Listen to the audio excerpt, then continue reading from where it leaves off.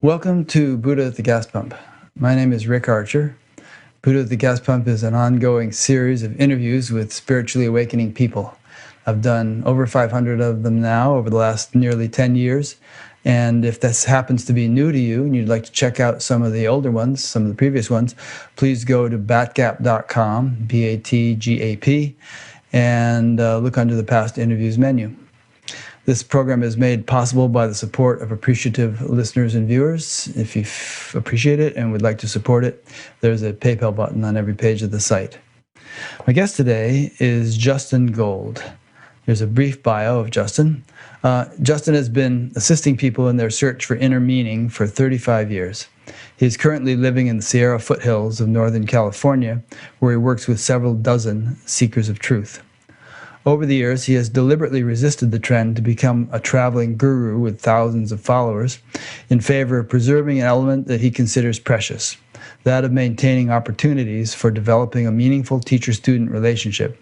He is available to anyone who seeks his guidance and asks for no payment in return.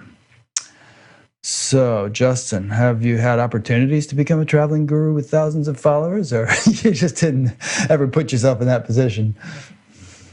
I both never put myself in that position, but certainly when a person writes a book, those opportunities arise. And the first book that I wrote which was about 20 years ago, a lot of those opportunities arose, and I basically resisted them. Yeah. I think as people will learn as we get into this interview, you've been a serious spiritual practitioner, if you want to call it that, for many, many years, and you didn't rush into teaching by any means. It's something that sort of happened after you had really paid some dues, so to speak. And I think that's a good thing. I think a lot of times people have some kind of an awakening and they rush into teaching, and things don't always go so well for them or for their students. Well, teaching itself is a learning process, and I think that I would not have even entered the process had I not been told to do so at a time when I thought that it would be very unlikely for me to make that move. I had just gotten comfortable with being with myself and being by myself, and then I was told by a mentor to go put my picture on some posters and stick them on the walls at University of Oregon, and I did that. And it was uncomfortable and challenging, and I got by the first few months with a lot of marijuana. But sooner or later, I got the hang of it, and the only instructions I had were don't present yourself as being more than you are, and to be honest, and recognize that you have a ways to go as well, but you're a few steps ahead of the people you're running into. Yeah. It's a good attitude. It's kind of like that. I don't know if that's what they mean by it in Zen, but the beginner's mind idea that, and some spiritual teachers, to their credit, say something like, it's always good to have the attitude of a beginner. Don't consider yourself to be, some lofty person that's far beyond the people that may come to you for tutelage. I had some interesting input at the time from an acquaintance I had. A friend I had was quite a well-known Tibetan Buddhist teacher, and I was living on some land in Oregon near Eugene, and he called me and asked me if he could use the land for a ceremony he wanted to have. I don't remember the name of the ceremony, but some visitors were coming from Tibet, and he wanted to put on a ceremony. And I asked, he had definitely adapted his methods, and they were not traditionally Tibetan anymore. There were a lot of additions that he made, and he was quite well known. And I asked him, why are you still why would you still involve yourself in a traditional ceremony? So much of what you do is different. And he said, well, you can't be sure. Can't be sure it's different, or can't be sure. No, you can't be sure that it's not something you missed. You can't be sure that something you left behind isn't the something that you still need. And I remember that. It's the whole idea that you have the complete idea of what needs to be done is just waiting for you to find out that you don't. So I took that to heart, and I still do.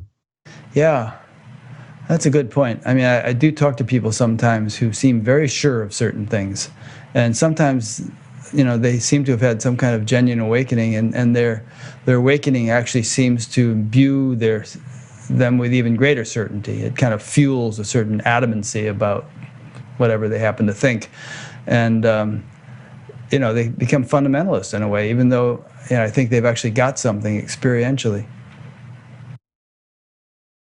Yeah, well, if we made up the game, we could be sure of how it's played, but we clearly didn't make it up, so we clearly can't be sure how it's played. Huh, yeah. Do you still smoke marijuana? Rarely, but from time to time. But I have a great regard for it and what its capacity is. I also recognize that it's a little bit like dynamite. It can be used to create tunnels, which are great. It can use to be able to injure people, which is terrible.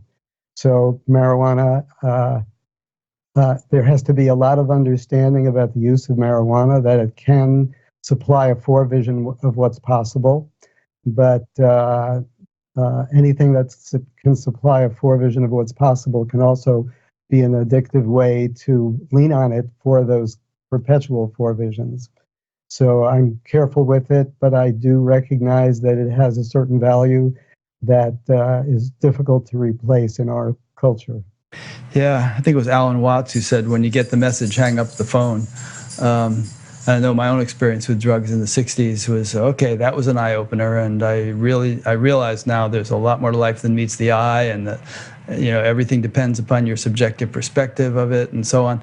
But then I was also such a mess by the end of a year of that and then I learned such an effective practice that was so wholesome and beneficial for me that I never looked back, and I kind of felt like I would be muddying up the waters to ever try it again, so I wasn't tempted. But having said that, I just interviewed a couple of guys a couple of weeks ago, Michael Pollan and Christopher Beisch, who are in various stages of who really did some deep, serious experimentation. So they definitely have an open mind to the whole thing.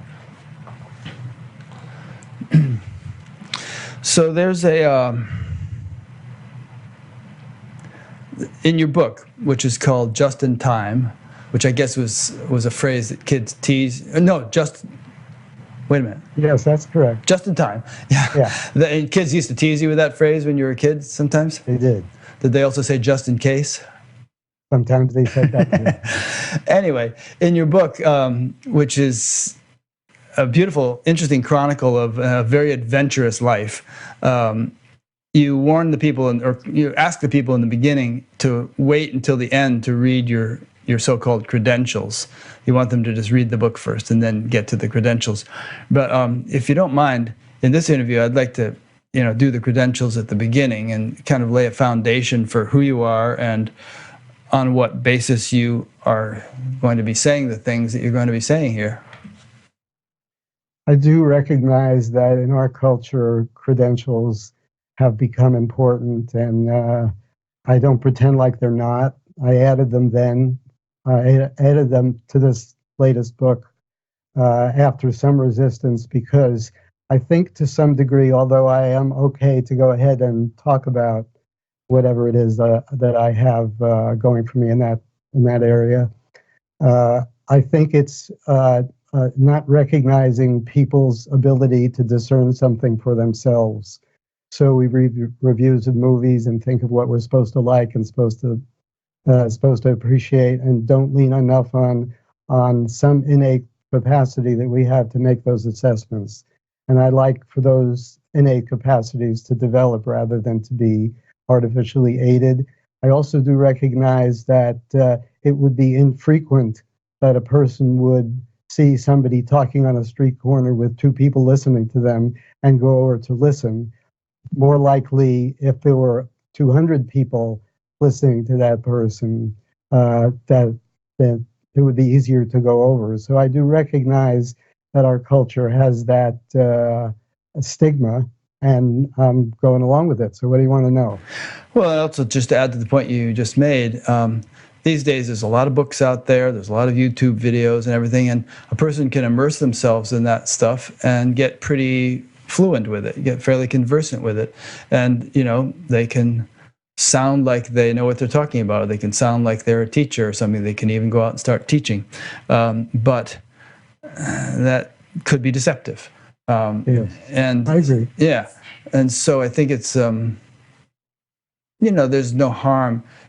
I mean, somebody could, there's that movie with what's his name, about the guy who posed as an airline pilot and as a this and that, Leo DiCaprio, and he just kind of bluffed his way into these situations. And I think there are some spiritual teachers who sort of bluff their way into the so-called profession. So I always like to sort of get a sense of people's background and just what kind of track record, or what sort of experiences have they gone through to get them to the point where they are now teaching in whatever capacity, or to whatever size crowds of people, small or large. Okay. And Well, so, I'll ask you a leading question to get you going. So, you grew up in Brooklyn, I guess, New York, the New York metropolitan area. Bronx. Oh, sorry. Yeah, it's probably a faux pas to say Brooklyn, right? Enormous. Right. Near Hopefully Yankee Stadium. That'll be the biggest one that you make on this. Doesn't get any worse than that. And I'll recollect a few things from your book. You were musical from a young age. You played the violin with a fair degree of competence. You grew up in a rather large, sort of extended family. It almost sounds like these Indian families where everybody lives under one roof, all the uncles and aunts and cousins and mothers and fathers and grandparents and all that stuff. And you take it from there. Right. Well, I did have some musical talent. I was committed to Vivaldi until I saw Buddy Holly and Elvis Presley. And then I quickly lost my commitment. So music was a big part of my childhood. And in these family situations, the words "come play for us" was a frequently in my ears, and I always hated it. So I grew up in a multi-religious family, which was unusual. The people that had come from Europe, from southern Russia near Georgia, near Mount Elbrus, lived in a village there, and they all escaped together. And there were Christians, and there were Jews, and there were Muslims, all in this same village, and they were secluded enough that they got along with each other and all made the escape together. And so my family had elements of all these religions. So I was brought up having to visit each one of those churches, synagogues, which was unusual. I wasn't really won over by any of them, but I certainly was forced to attend from time to time.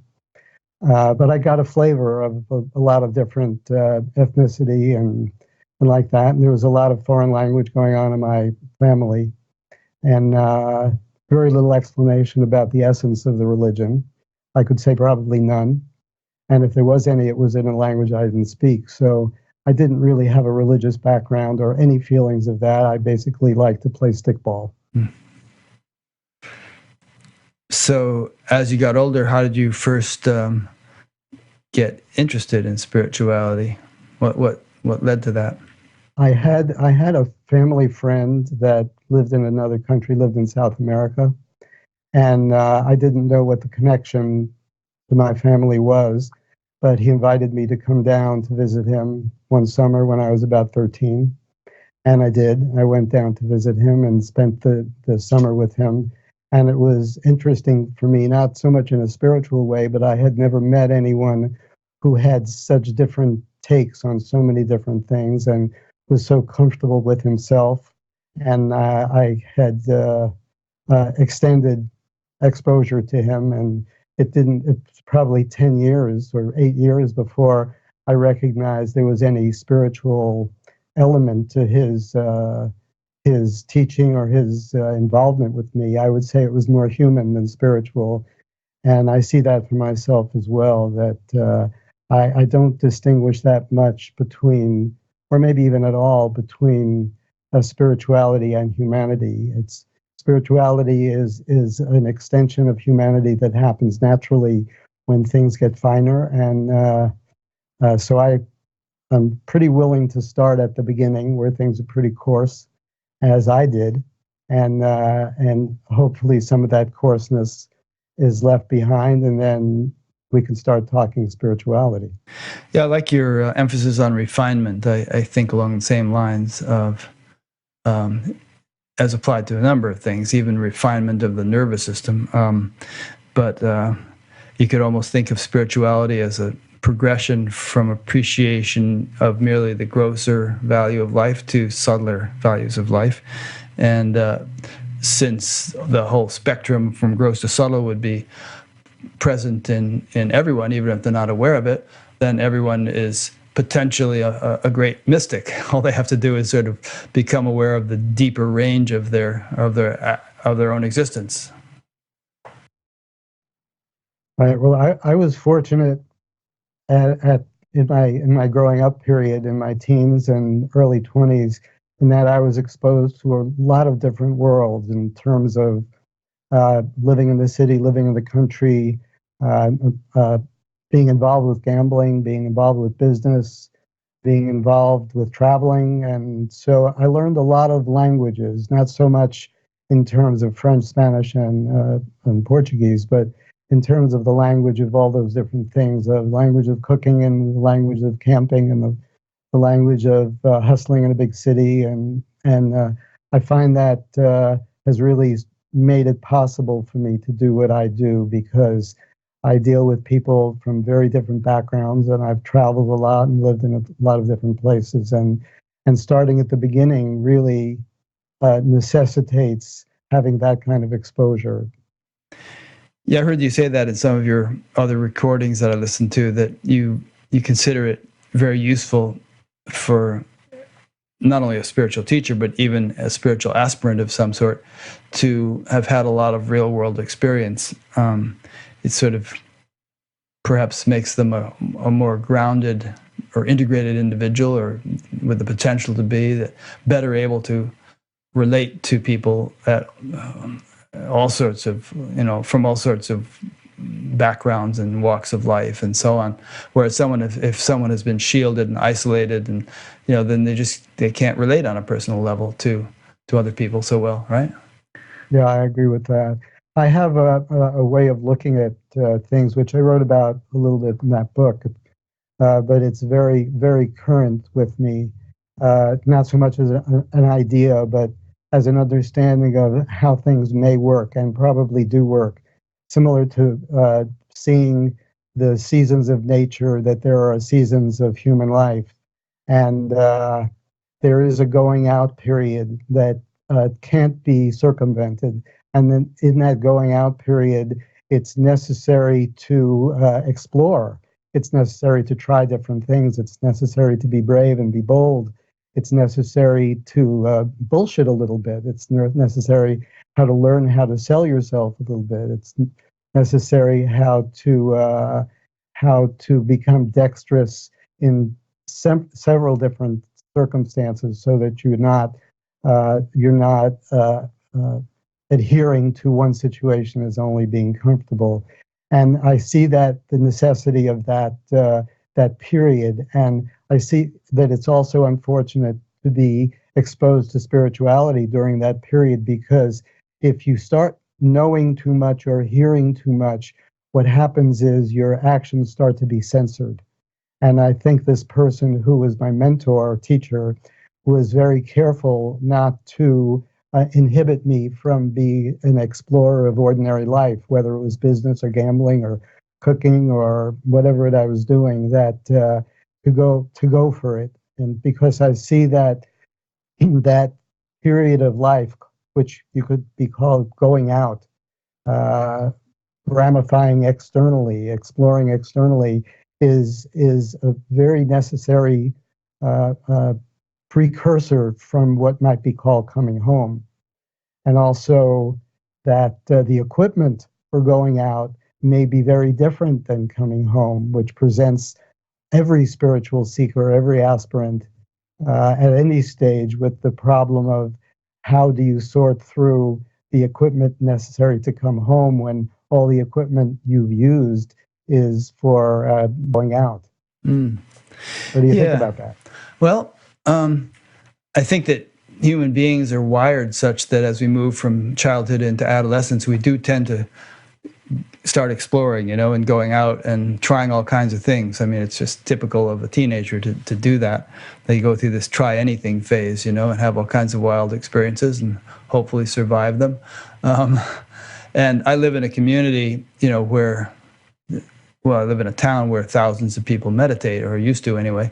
And, there's has been an attempt over the years by the parents to get their kids into meditation at a young age. And there's a school set up where everybody meditates and so on. And some of the kids have taken to it and have done very well, extremely well. And the school wins all sorts of awards. But a lot of kids just felt like it was being crammed down their throats, and they rebelled against it, as kids will do, and didn't want any part of it anymore after a while. And some of those kids did well. And some of those kids did well, as Irene is adding. So I think that in any case, I wouldn't make a blanket statement that a person shouldn't get into spirituality at a young age. I mean, Shankara was like 12 when he was writing his commentaries on the Brahma Sutras and the Upanishads, but according to legend. But I would say that it really has to be one's own inspiration, and if it's superimposed or if one is coerced into it, then naturally one is not going to take to it. It has to come from within. Right. So then what happens when a person has to re-examine the equipment that they've developed, the support systems they've developed, and when a person has to do that re-examination to see how much of that equipment is and what kind of that equipment is needed for a more passive or relinquishing life, a more surrendered life rather than a more controlling life. How does a person make that assessment if they haven't energetically pursued the equipment to go out? Yeah, and if they've somehow become complacent in the groupthink of an organization or a spiritual group, and all sorts of assumptions and understandings can become so ingrained that you never question them. You take them for granted. And I know in my own case, when I finally left the TM organization that I had been in, there was a period of a lot of reevaluation and of ingrained assumptions. And I've observed actually that a lot of people, when they step away from it, end up having some kind of awakening of some sort, because somehow it just, the chick has hatched and left the incubator and begins to look around, and there's kind of a liberating influence to that, to looking at everything afresh and not taking your assumptions for granted. Like somebody once said, everything feels like home for a while. Yeah. And then what? And then you have to re-examine. You have to see where you're at, because a lot of the effort that I encourage two efforts. A lot of the people who come to me, there's not a lot of people that come to me, or a lot of people that I encourage to come to me. I find that the going out process that they took part in was relatively inhibited. It was that this teenage phase that you may have gone through, or maybe I may have gone through, a lot of people haven't gone through, and they've been basically careful. And carefulness, so I have to encourage those people, or inspire those people, or assist those people sometimes, even in their going out process. And I've encouraged a lot of traveling and a lot of experimentation of different kinds with social work and different business and building and things like that, because people a number of the people that I've interacted with have not had a dynamic going out period, but then some people have. And for those people, basically, there's a reexamination period of similar to if you lived in the Northeast, where you lived in Connecticut, you ever went to Miami in the winter, where I would go sometime, mostly to play cards and gamble and lay on the beach. That since you spend all your time, or one spends all one's time in the cold, we have all these cold weather clothes, and we think they're necessary all the time, so we take them to Florida. And then in Florida, we're wondering why we're sweating all the time. So some reexamination of wardrobe has to happen, and there's a lot of wardrobe going on. Yeah. Okay, so stepping back from the metaphors for a second, you're just saying that it's good not to let your boundaries get calcified and your assumptions. Good to sort of keep things fresh and alive. And this, I'm putting it in my own words, to not take anything for granted. I mean, there's a great quote from the Buddha who said, don't believe something just because somebody says it. He said, even if I've said it, don't believe it. Check it out through your own understanding, your own experience. So, we don't want to be cynical or skeptical about everything, but at the same time, we shouldn't be just swallow things because somebody says them. We should be open-minded and be able to explore and investigate with what really is a scientific attitude. I mean, even scientists don't always do that. They get entrenched. But if we can sort of take everything as a hypothesis worthy of investigation and actually investigate it and determine whether it works for us or not, I think that's kind of a healthy way to live. Yeah. I kind of like the metaphor better. You do? Did I do justice when I tried to make it literal? Did I do justice to it, or did I distort what you were trying to say? I think you did exemplary work. But what I think about metaphors and the value of metaphors and the value of analogs is because, well, maybe I could tell a little story if I think we have time. Oh, we have plenty of time. I had one time had a telephone friendship with a mathematician. Gödel, yeah, I read that bit. Yeah, interesting. Yes, and he's somebody who was actually a compatriot of Einstein, but really never became well known. But I called him one time. I called him from Oregon, and I had read something he wrote, and I was curious, and he picked up the phone, curiously enough, in Princeton, where he lived. And he developed something called an incompleteness theorem in mathematicians, in mathematics, and also in logic. And the basis of one of his theories was that you can't use system A for exploring system A. And that's my opinion about words, that words cannot clarify a system described in words. So better to use fairy tales, better to use numbers, better to use stories, better to use metaphors of any kind, because the fairy tales allow a person to extract what they're capable of extracting. Literal explanations, which certainly I'm using right now, literal explanations lend people to think that they understand things that they don't really understand because they have become adept at putting words together. What do you think about that one? That's interesting. Yeah. Whereas with a fairy tale or a fable or a metaphor or something, you can just sort of extract from it as much as you're capable. I mean, and obviously a lot of great teachers have used those. Jesus was full of parables and stories and metaphors and pearls before swine and and camels passing through the eyes of needles and all kinds of things. It was obviously an effective way of teaching.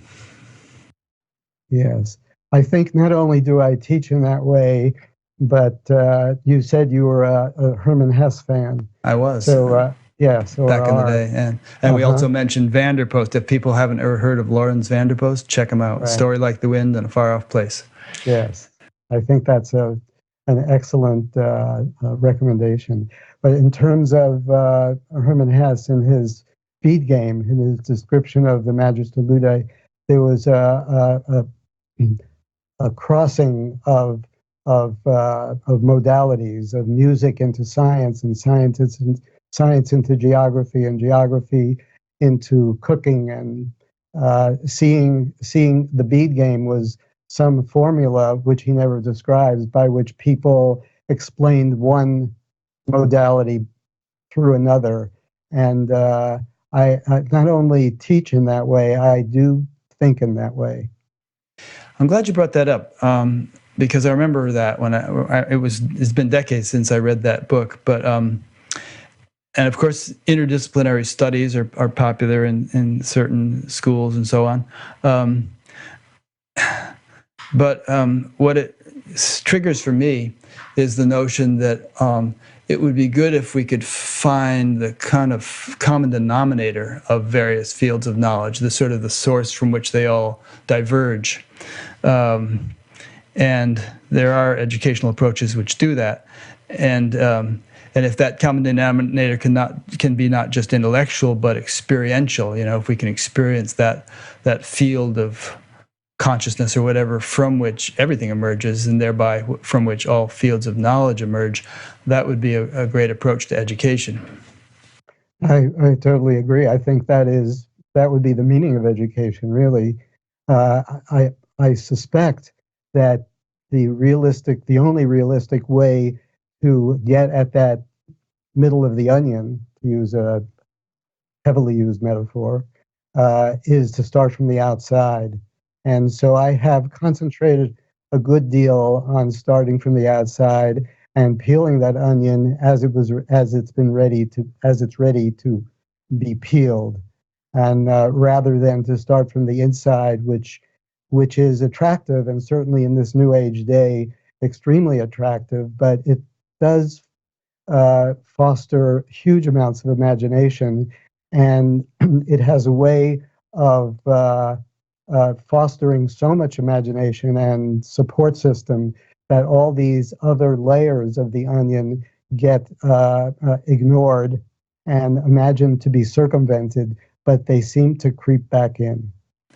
So give us a concrete example of what you mean by starting from the outside versus starting from the inside, if you would. Good question. Well, fear is clearly a denser vibration than love. And if we're going toward love, or we're going toward acceptance and okayness and inner calm, then starting from the outside would definitely have to be dealing with embarrassment, anxiety, fear of different kinds, not so much of a cataclysmic kind, but the kind of difficulties that repeat themselves over and over again through the day. Competition, feeling that winning is so far, that coming in first is so far ahead of coming in second, that coming in second is a disaster. We've all been inculcated with those ideas, and to become aware of them, and to see which ones will fall away just because of the awareness of them. So basically negative emotions, difficulties, anxieties, tensions, that are all representatives of densities. So I don't think anyone would disagree with that. Meditation is a pursuit, at least the experience of meditation, maybe not so much the practice, which can be challenging, but the experience is an attempt or a surrender into something that's very natural and a very fine vibration, and to try to assimilate that fine vibration, starting with something as coarse as anxiety and competition and reactivity of different kinds, would be unrealistic without dealing with going from coarse to fine in increments rather than in imagination. So you're saying that if someone is wired to be competitive, and if they have a lot of fears and anxieties and this and that, then it's not going to be so productive for them to just try to dive into meditation straight away, that they somehow have to clear away some of that stuff before they can sort of be fit to meditate deeply, or something. Is that what you're saying? That is what I'm saying. I think that there are elements of discord that do get sorted out with the practice of meditation, but I don't think meditation uh, has the capacity, in our culture at least, maybe for the farmer in the fields of 1,000 years ago, but with the complexity of our culture, I don't think meditation for us has the capacity to erase the densities that you say if we're wired. I don't know. I have not met anybody who was not wired with some kind of discord. Sure. Yeah. I think I would have to agree with you and disagree, just from my own experience. Because when I learned to meditate back when I was 18, I was what they call a hot mess these days. Just a pretty messed up kid, having dropped out of high school and gotten arrested a couple of times and stuff. And in psychologically, I was pretty confused. But I got such immediate results, and my life changed so dramatically, so quickly, and I stuck with it without fail for all these 50 years, that it somehow cleared me through a lot of the stuff that had been, predominating in my life. And I don't know if I would have been able to clear through all that stuff so successfully otherwise. On the other hand, I don't claim to have cleared through it all, and I know people who kind of do what they call spiritual bypassing. That's a popular term these days, where they kind of try to do an end run around their stuff, and they perhaps even achieve some fairly profound degree of realization, but they're really kind of messed up still in various ways, and that can linger for decades. I mean, Ken Wilber talks about lines of development and how you can become quite advanced along certain lines and very stunted still along other lines, and perhaps some attention is going to be needed to each line specifically. You can't expect, development in one area to drag all the rest along. They're going to retard it if you expect to do that.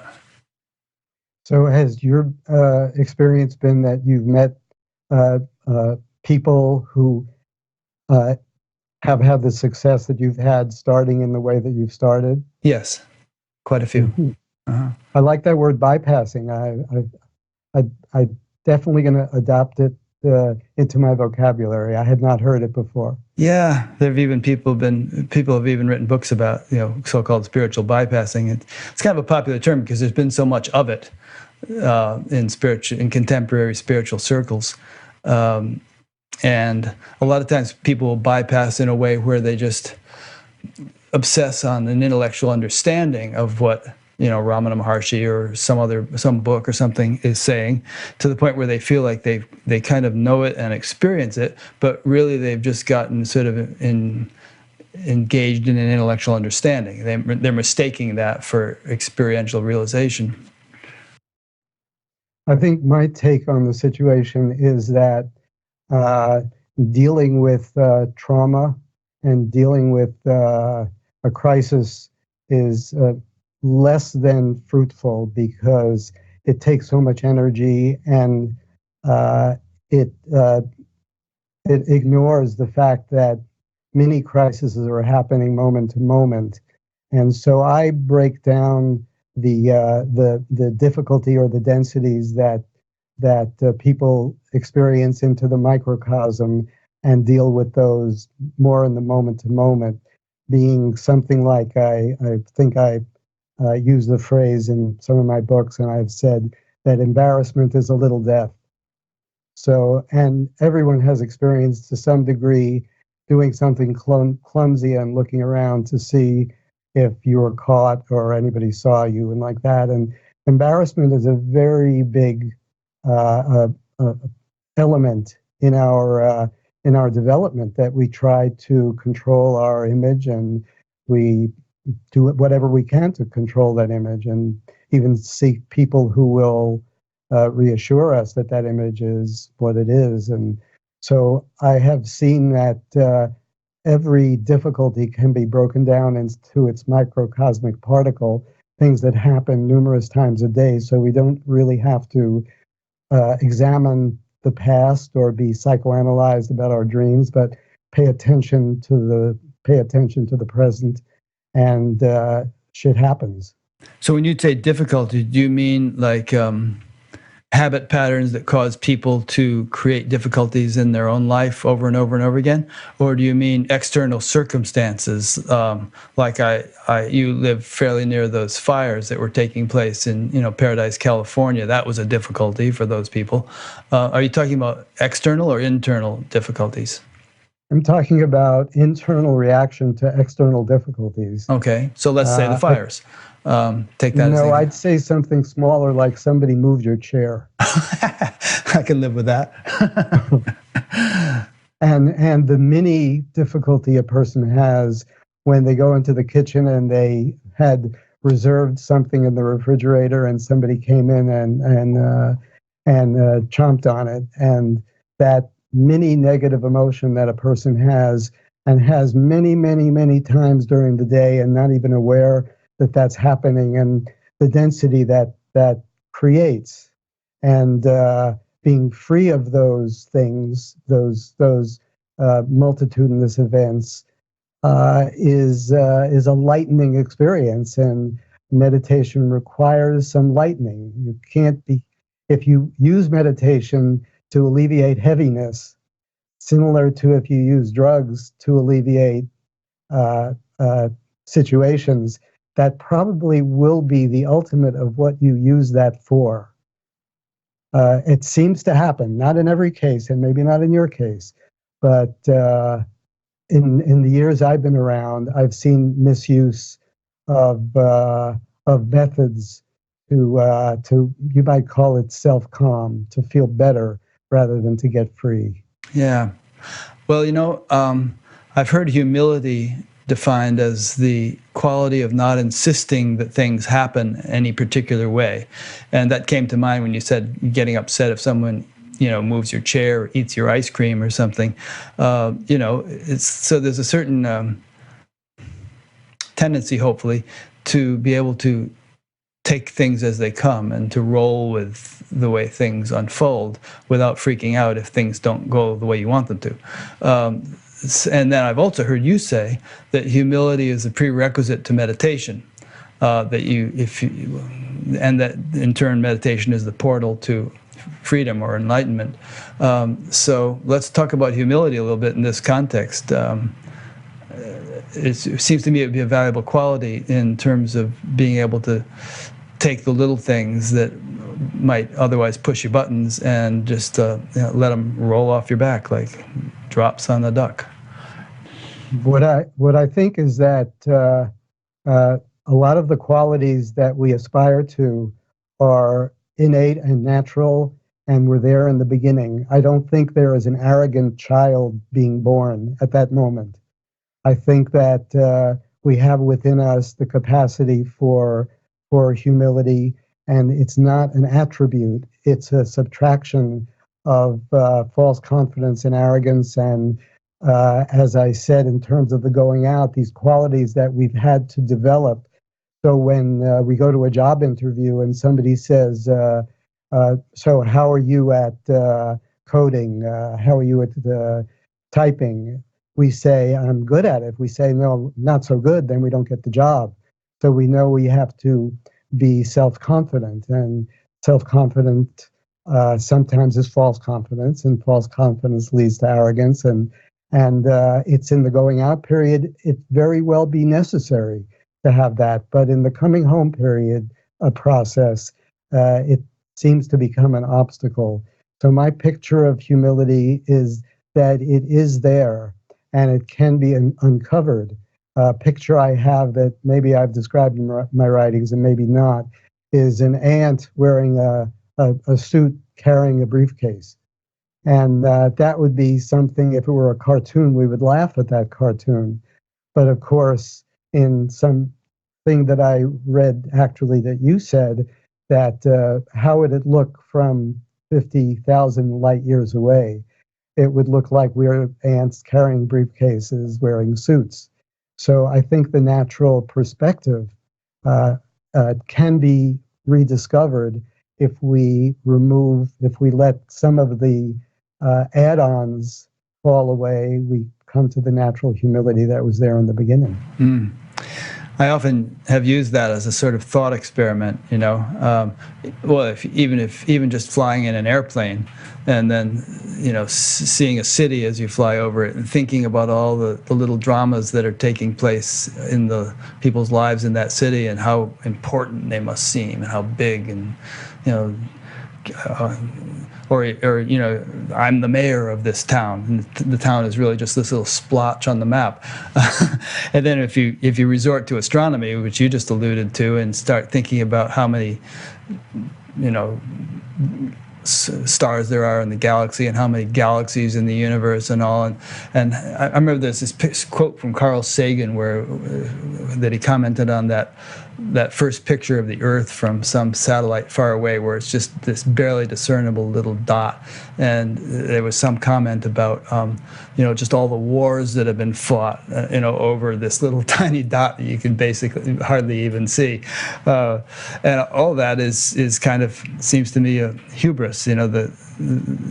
Is a failure to see the big picture, and an attempt to make something that's really very tiny into something that's big and important, which ultimately it's not. Yeah, I think that question can definitely be explored, and I think the exploration of that question can be fascinating. I'm thinking of a place I think it's in Utah in the desert, and it's called Old Woman Rock. And when you drive at it from the west, it looks like an old woman. When you go past it and you look back, it looks like a Chevrolet. But it's called Old Woman Rock, but totally from our perspective.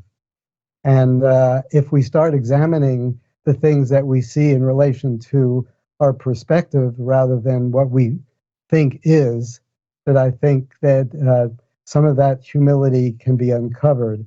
I also think something like a eclipse is an interesting phenomenon, because people were very excited about the eclipse that happened a year or two ago, and even traveled great distances to be there. But of course, there is no such thing as an eclipse. An eclipse is something that happens from our point of view.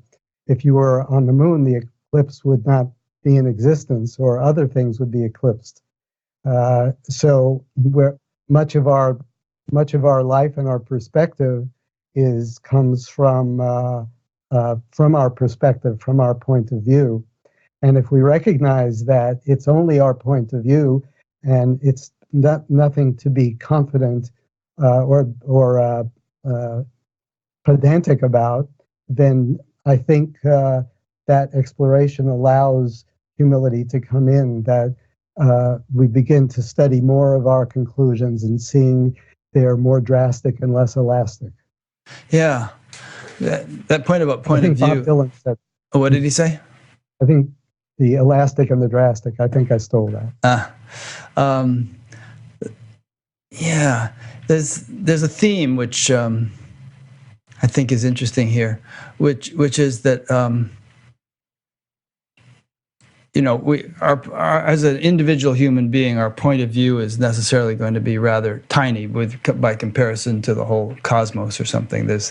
We're focused on specific little things, but you've been talking about refinement and our deeper nature and all. And is it sort of in keeping with your understanding and the traditions you've studied with, that our deeper nature, if we go deep enough, is cosmic, it's vast, it's universal, it's unbounded, and that we need to sort of rediscover that. And if we do rediscover it, then and if it gets integrated into our experience such that we live in that unboundedness all the while, even though we're focusing on specific things like driving a car or cooking dinner or something, then we end up benefiting from the value of focus, which is necessary in order to accomplish things, while at the same time benefiting from the freedom that unboundedness affords.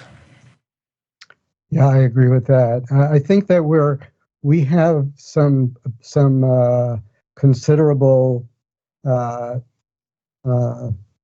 obstacles which are peculiar to the culture that we live in, and especially in the U.S., because we have been presented with such a large territory in relatively uh, uh, homogenous territory. We use the same money everywhere. We have the same language everywhere, except Spanish is a little bit, it's become more, but at one time it was not really considered even a language that Americans spoke. Uh, Whereas people in a country that I just came from, visiting Georgia, which is a very small country, and a lot of people don't even know where it is, within 50 miles of any given city, there are people that speak Russian, and people speak Armenian, and people speak Georgian, and people speak Farsi, Persian. And so any word that's used is not, you can't explain something by saying the word is the thing, because the word is clearly not the thing. So if I hold up these reading glasses, am I holding this? Can you see this? If I'm holding up these reading glasses and I say, this is an apple, or I say this is a reading glass, there are no more reading glasses than there are apples. They are what they are, but in our culture, they are reading glasses. Reading glasses are not a term we use to describe them. They are reading glasses. Whereas for this Georgian person can't hang on language so much. And I think the result of that is that we've become more explainers than we've become explorers, because we can explain with language, or at least we imagine that we can explain with language. And when one explains and comes to an explanation which is viable, and people agree with that explanation, or even people disagree with that explanation, then exploration is very difficult. So one of the things I teach is that language is for exploration. It's not for explanation. Let's try to use language for what it's for. It's a representative medium that we put letters and words to things so that we can explore the nature of those things. Now, certainly when you're cooking and you say, this needs more oregano, there's an understanding of what oregano is and what more is. But a lot of the more sophisticated communication, and certainly spiritual communication, is reduced to terminology in equations that have maybe 3 or 4 or even 5 variables.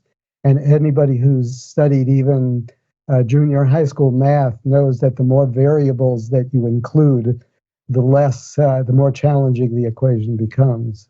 Does that make sense? It does, and it's a point that I've thought about quite a bit, and even gave a talk on one time at the SAND conference, which is that our cultural collective understanding of the spiritual territory is somewhat akin to what Lewis and Clark understood about American geography, when they set out on their expedition. And all these terms are thrown around in popular spiritual parlance, which I don't think there's a really clear agreement on or common understanding of. And you have to sort of have a common understanding of words if you're going to use them for their intended purpose, which is to communicate. But it's hard to communicate about things that you haven't experienced. And you mentioned the reading glasses. Everyone's experienced that, and so everyone has a picture of what those are. But if you talk about samadhi or Brahman consciousness or various other terms that non-duality that are used in spirituality, there seem to be a lot of interpretations as to what those might actually mean. So, getting back to the Lewis and Clark metaphor, I would like to see, it would be interesting to see our culture evolve to the point where our understanding of geography now is where we have satellite technologies that map out every square foot, and we really understood the whole territory that the spiritual quest is supposed to enable us to traverse. Does that relate to what you said, or did I go off the mark on that? Okay, good. No, I follow. Good.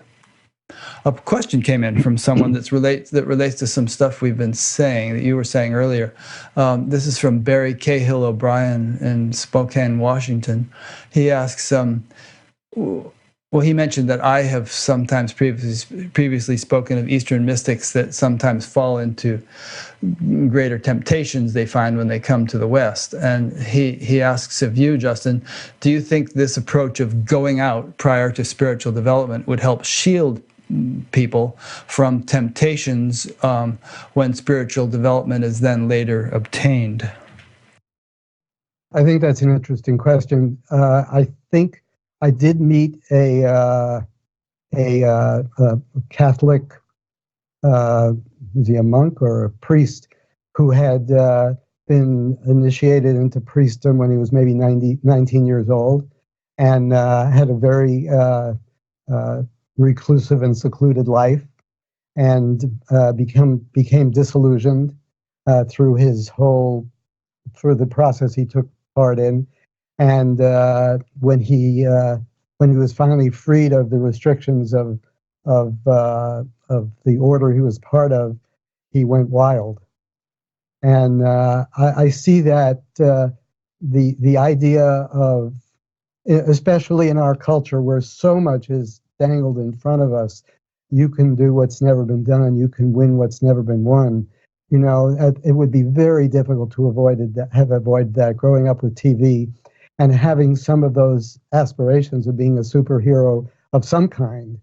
That if a person doesn't exercise those muscles to some degree, they are going to remain there, and it doesn't matter. It doesn't matter what you've done; they are going to remain. So I do think, in response to his question, if I'm clear about what he's asking, that anything that you do on the way out, and I'm not saying doing things that hurt other people or are aggressively harmful or out of the middle of the road in any way, but anything that you do to explore life and to be bold and to take chances and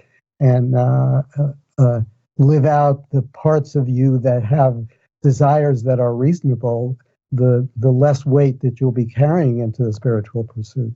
Yeah, I mean, speaking of your Catholic friend, I mean, think of all the scandals in the Catholic Church from these people who are living a lifestyle that perhaps is not natural to them, and they're suppressing natural urges and causes them to behave very inappropriately. On the other hand, you know, when I look back at my youth, I kind of wish I could have been a more disciplined person and a better student and things like that instead of such a goof off. And you know, I wouldn't have minded having gotten a much better education and so on. But and I feel like I did things that actually harmed me and took some years to repair. So it seems like you caught up. Yeah, I've been working on it. It's been a project. But you know, you look at some of these whiz kids. Then again, I mean, we're getting a little off topic perhaps, but you know, they're kids that are just they have these helicopter parents, as they call them, and they're loaded with pressures to do so well to get into the best colleges and everything else, and they never get a chance to be kids or to breathe, or you know, and the stress ends up, you know, resulting in all kinds of problems for them. So then, you know, I mean, if you could somehow, I mean, my whole understanding of meditation has often always been that it's something that can be integrated into an active life with all kinds of responsibilities and accomplishments, and it can help to relieve the pressure and give you a respite, you know, a way of releasing stress and becoming more relaxed physiologically as well as psychologically, so that you can plunge in and do a lot without getting burned out. In fact, it's being used in police forces and with soldiers who have PTSD and stuff like that to great benefit. Yeah, it should be used on the soldiers before they go. Good idea. Yeah. Yeah, I basically agree with what you're saying. I have maintained, the school that I maintained is based on activity, and we take care of a lot of land, and we travel together, and we have had some considerable social work projects, which we started about maybe 20 or so years ago, and a lot of interaction, and not secluded and not protected at all. And I think that's really important. And it's also possible, I agree with you, it is possible to combine the introspective parts of life and the surrendered parts of life with external activity, and I find no problem in that whatsoever. Yeah, balance perhaps is the. I mean, even the Buddha talked about balance, the middle way. The Gita talks about balance. Just sort of everything. Ecclesiastes. To everything there is a season. Turn, turn, turn. So everything has its place, and I just think spiritual practice can be part of a balanced, integrated life, or it can be taken to extremes to the exclusion of things which you should actually be putting attention on, and you're not. Can I ask you a question? Please. Yeah, I noticed that a lot of your references come from scripture and from good deal in the past. I have written in one of my little blurbs, or maybe more extensively than that in order for a person to be a viable spiritual teacher, they have to be able to do two things. They have to be able to pass the salt to you, and they have to be able to mail a letter for you. And that would eliminate everyone who has ever lived before. So it would mean a person would be a more viable spiritual teacher that you met on the street corner who happens to be alive and you could conceivably learn something from, rather than someone who's lived hundreds or even thousands of years ago, because their works or their sayings have been made public. What do you think about all that? Well, let's say you want to be a physicist, but unfortunately Albert Einstein is dead, and Niels Bohr, and what's his name, Pauli, and all those guys are dead. Does that mean you can't study their works and their writings and their knowledge? But you also need a living physics teacher if you really want to be a good physicist. You need a PhD advisor and so on. I think it's important to have a living teacher, as someone once put it. Dead gurus don't kick butt. But at the same time, I think that there's a value in traditional knowledge. And perhaps, again, the word balance comes in. You can derive. I've also heard you quote this line. You take what you need and you leave the rest. So I think value can be derived from ancient teachings, but a living teacher and a living practice is also necessary, and you can't just sort of kind of dwell on stuff that happened a couple thousand years ago and expect to get really far. Okay. That's and anything I say, of course, is subject. It's just my opinion, and it may be wrong, but that's what comes to mind in response to your question. It would only be relevant, and I call a lot of those stories, the biblical stories, the farmer in the field stories. And although very few of us are farmers in the field, I happen to live with some farmers in the field, but they're growing things that I don't think they grew back in the Bible. What I do think is that if those stories have not been updated, then we have those ancient scriptural stories are important. But if they have been updated, if they have been made more current, if some of these people that you've interviewed, of these 500 people you've interviewed, have understood and said things that are updated versions because it comes from their personal live understanding, I would see those as the current scripture that we have, and I would value those because they're the product of our time. Not to dismiss the ones that happened before, but if they can be replaced, I think they should be replaced. Yeah, as you know, I was a student of Maharishi Mahesh Yogi, and he used to say something that he called the 3 eurekas. He said that there are 3 criteria by which our experience can be judged. It should be able to concur with the ancient teachings, but it should also concur with modern science, and it should also be actually our experience and not just some imagination. And so all 3 of those things can be corroborating evidence, so to speak, for the legitimacy of something. And he also said only a new seed can yield a new crop. and he felt that ancient teachings had eroded and deteriorated to a great extent and had lost their original potency, and that there needed to be a sort of a fresh infusion of knowledge for our contemporary age. It's definitely a challenge sorting through all the seeds to find out that seed.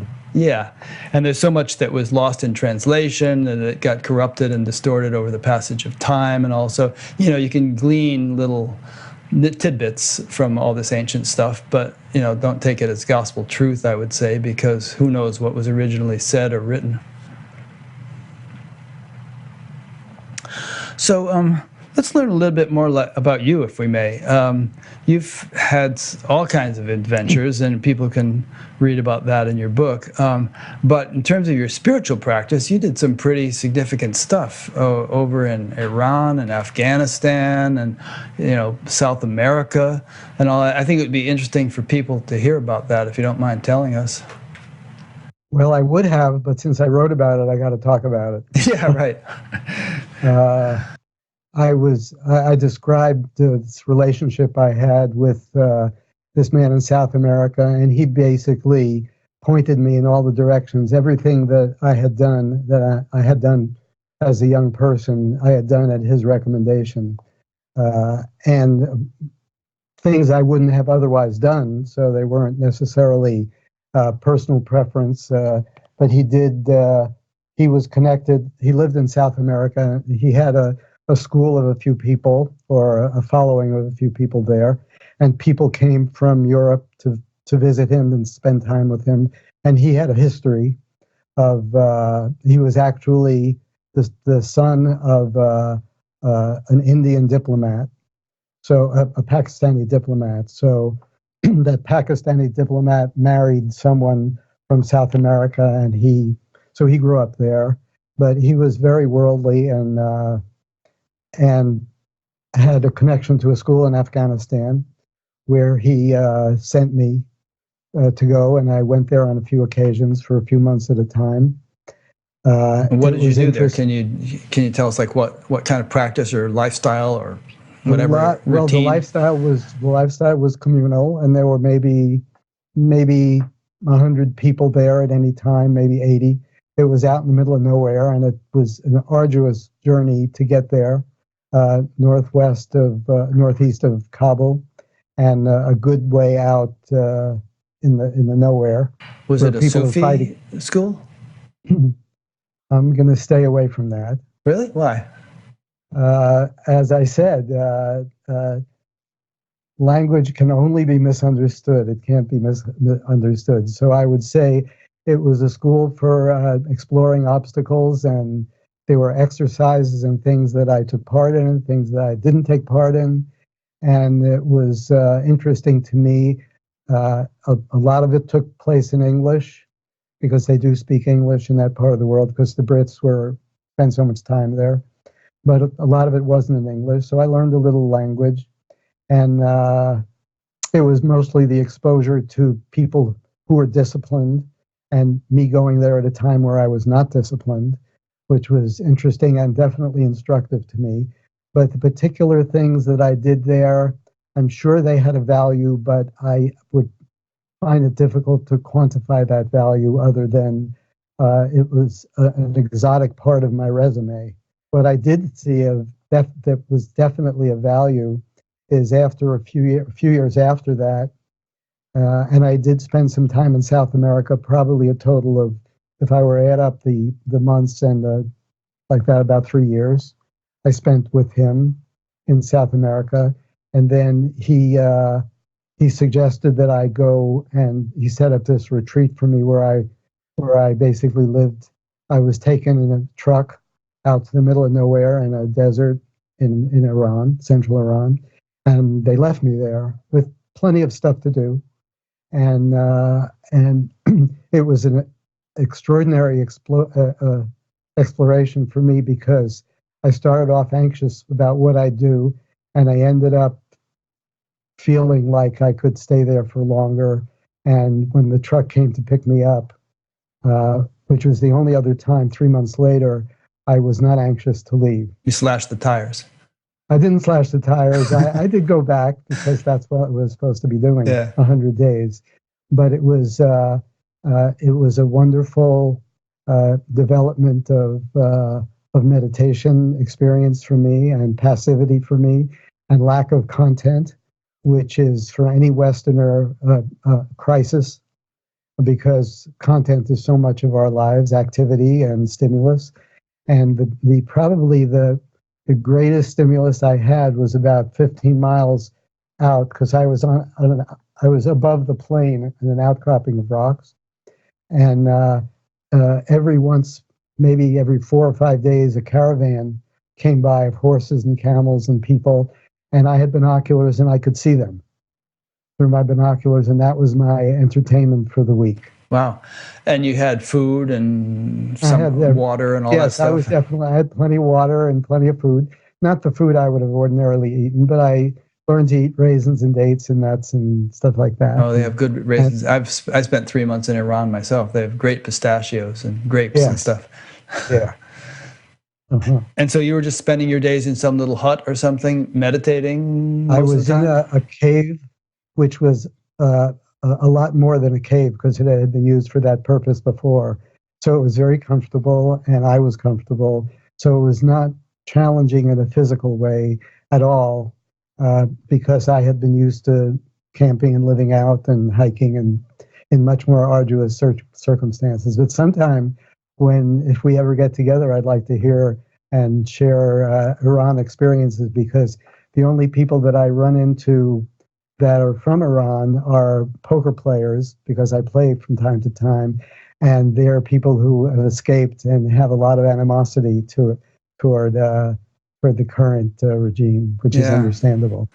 Well, to just tell you in a nutshell, as I said, I was in the TM movement, and at one point, and Marshy had this theory that, that if groups of people are together meditating, then they will sort of create a subtle influence which will radiate throughout the environment and hopefully, improve things there, especially if there's some kind of war or something going on.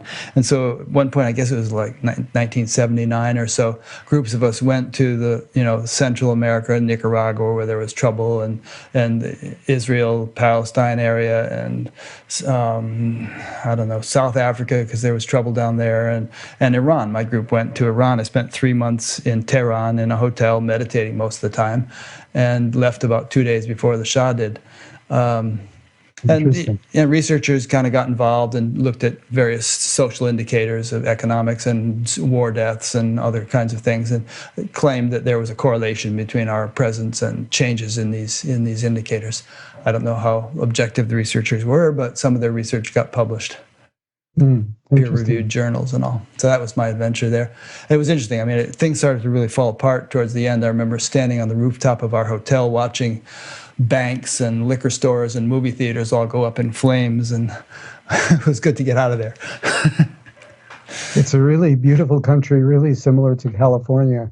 It has a lot of natural beauty, and the people are extraordinary. And I put some effort into learning the language after, because I stayed around for a while.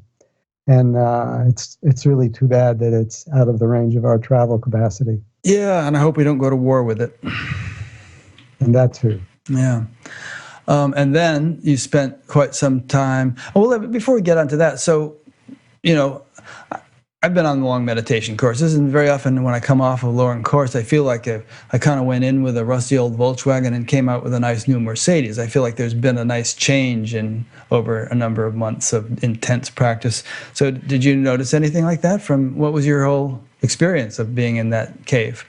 Well, I eventually came back to Oregon, and is that where I was living at the time? No, maybe the woods of somewhere in near Santa Cruz in California, and I felt very much like I was okay being alone, which I didn't have that experience before. I was definitely habituated to being around activity and people, and I had a very different feeling about being alone and being around decreased stimulus.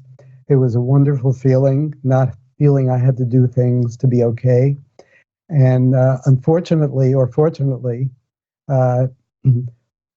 maybe a month into my honeymoon of feeling those feelings is when I got the message that you should start moving toward passing on what you understand. So, which was very surprising to me because I thought I was going in the other direction. I thought I was becoming a hermit. Well, let's talk about more about what you understand and what you've been passing on. I mean, if you were to give us some main points, we can go through. We can spend an hour, if you like, going through various points of that you consider most important that you like to,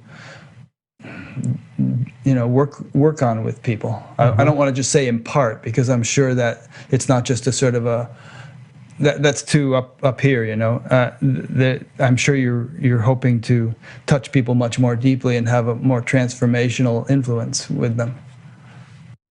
I think that it's important to understand from my perspective that spiritual unfolding is an uncovering process, and no creation is really necessary. Not a creation in either an external or an internal way. In other words, we've been presented with human life. We've presented with tremendous diversity, tremendous opportunities, different colors, different sounds, different nature, and we don't really have to create a school. A school called human life has been created for us. So I put minimal energy into creating circumstances. I put a lot of energy into learning how to maximize those circumstances that we've been given. Because if we can maximize that school that we've been given, which is human life, then we can, all the things that we see that we need to leave behind will become obvious to us. So I have developed tools.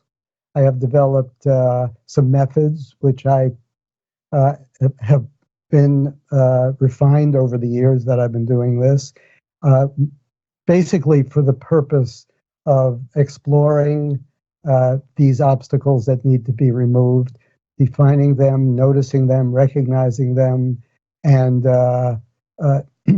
developing the ability to see them without reacting negatively, developing the impartiality to see that the human condition is not our fault, and that we are not to blame, and we didn't do anything bad, but we did assimilate some destructive tendencies for the coming home process, which may have been useful for us to accumulate the things we needed to accumulate to feel grounded, as you say.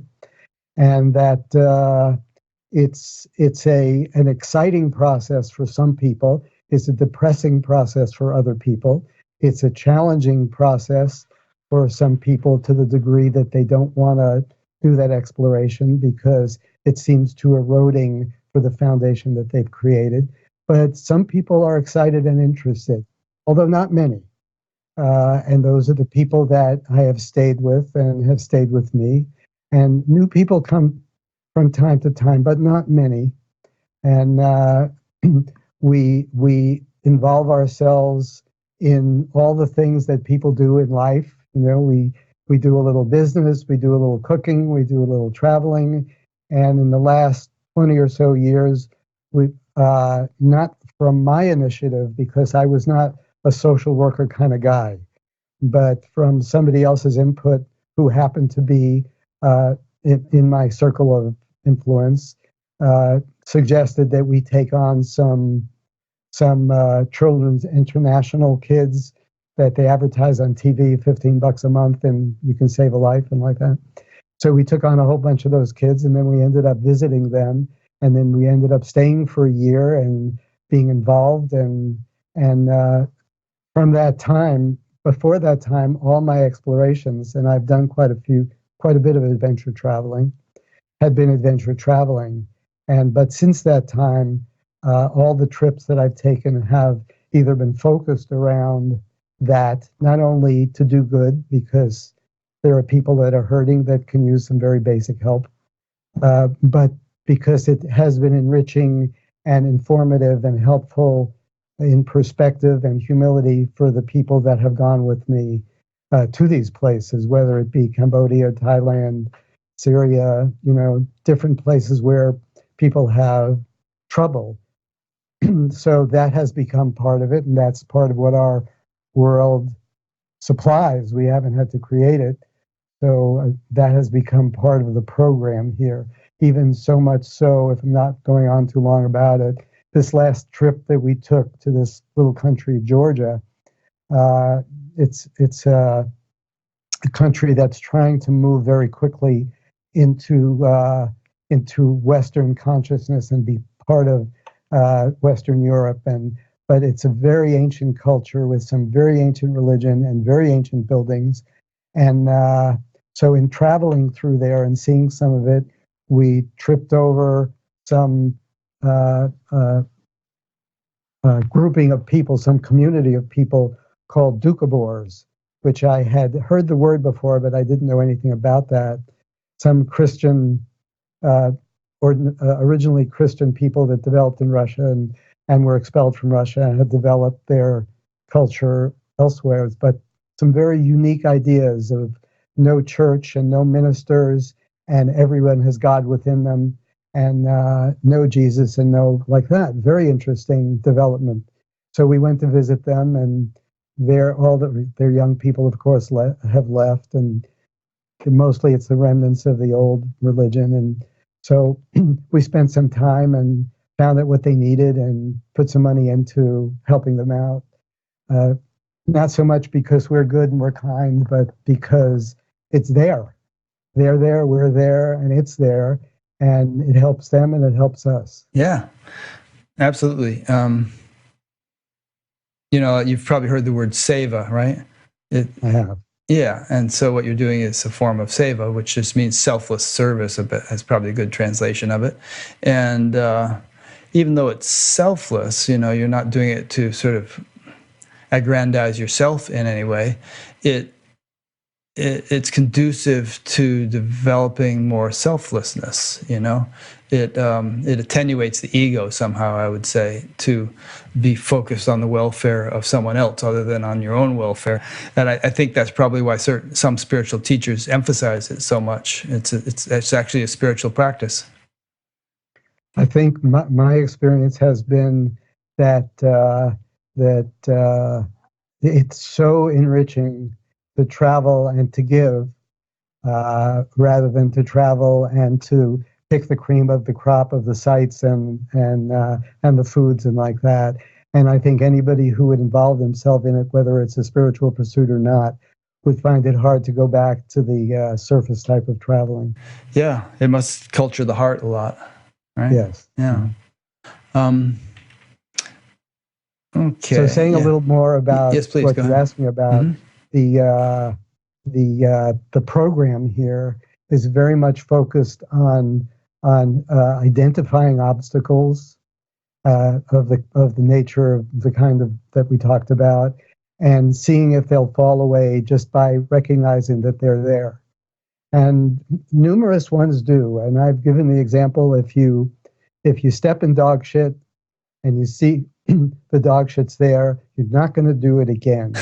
If you call it mud, you might do it again. If you call it chocolate, you might do it again. But if you call it dog shit and you see it as it is and you call it what it is, you're probably not going to do it again, and you're going to avoid it. So I've seen there are a lot of obstacles that we have to lightness and freedom and a finer vibration do dissipate from noticing them and calling them what they are. Of course, there are some that are more ingrained, and they take more recognizing and more internal, let's call it, intention to leave those behind because we recognize they're self-destructive. But I recognize the importance to not say that it's not okay with me as a teacher for you to manifest that way. It has to become not okay with you, because I never noticed a child or a teenager change their behavior sincerely because it wasn't okay with their parents. Right. Once it becomes, I never did. Once it And often it becomes, would increase that sort of behavior. sometimes Just so. to get their So goat. very much part of the program is to give people the tools and the equipment and the reflections so that they can explore and examine and come to their own conclusions. I'm very adamant about not telling people what to do. That's good.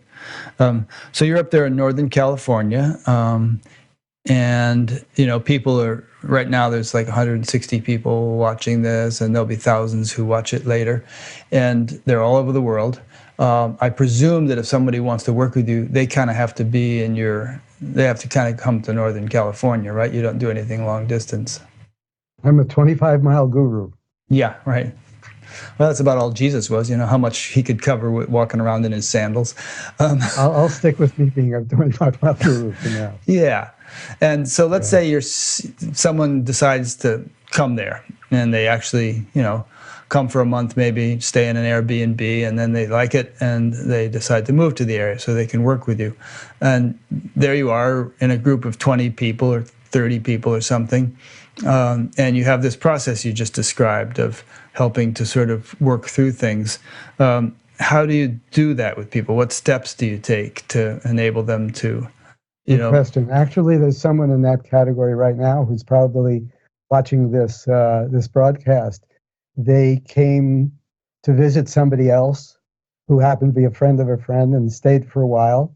And we're pretty open with people coming around. We have a lot of land and a lot of houses and are fairly flexible. And he stayed in one of the houses for a while and decided he really was interested in what was happening. So he came back a month later and stayed for a few more days or a week, and then went home to his life, which was 3,000 miles away, and heard that we were going down to North Carolina to give some help to the flood victims there, and came down to help us there. He didn't have really any of the preparation that all the other people that have been around me for years had, but it was worth it to try to see what happened. And he came down and became enamored of the dynamic and the humor, and that we play music a lot. And we love to play music. We play music together, and we play rock and roll, and we play other stuff. And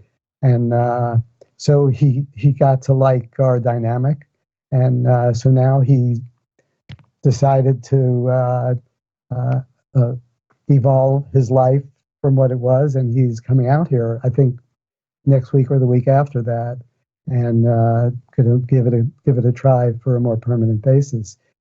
But people do communicate with me and by email, and I'm fine with that, and I respond, and I try to respond positively and encouragingly in whatever way I can. And people can read my books or listen to the stuff on the website, but I'm really not so much soliciting. I'm not looking for the money or the exposure.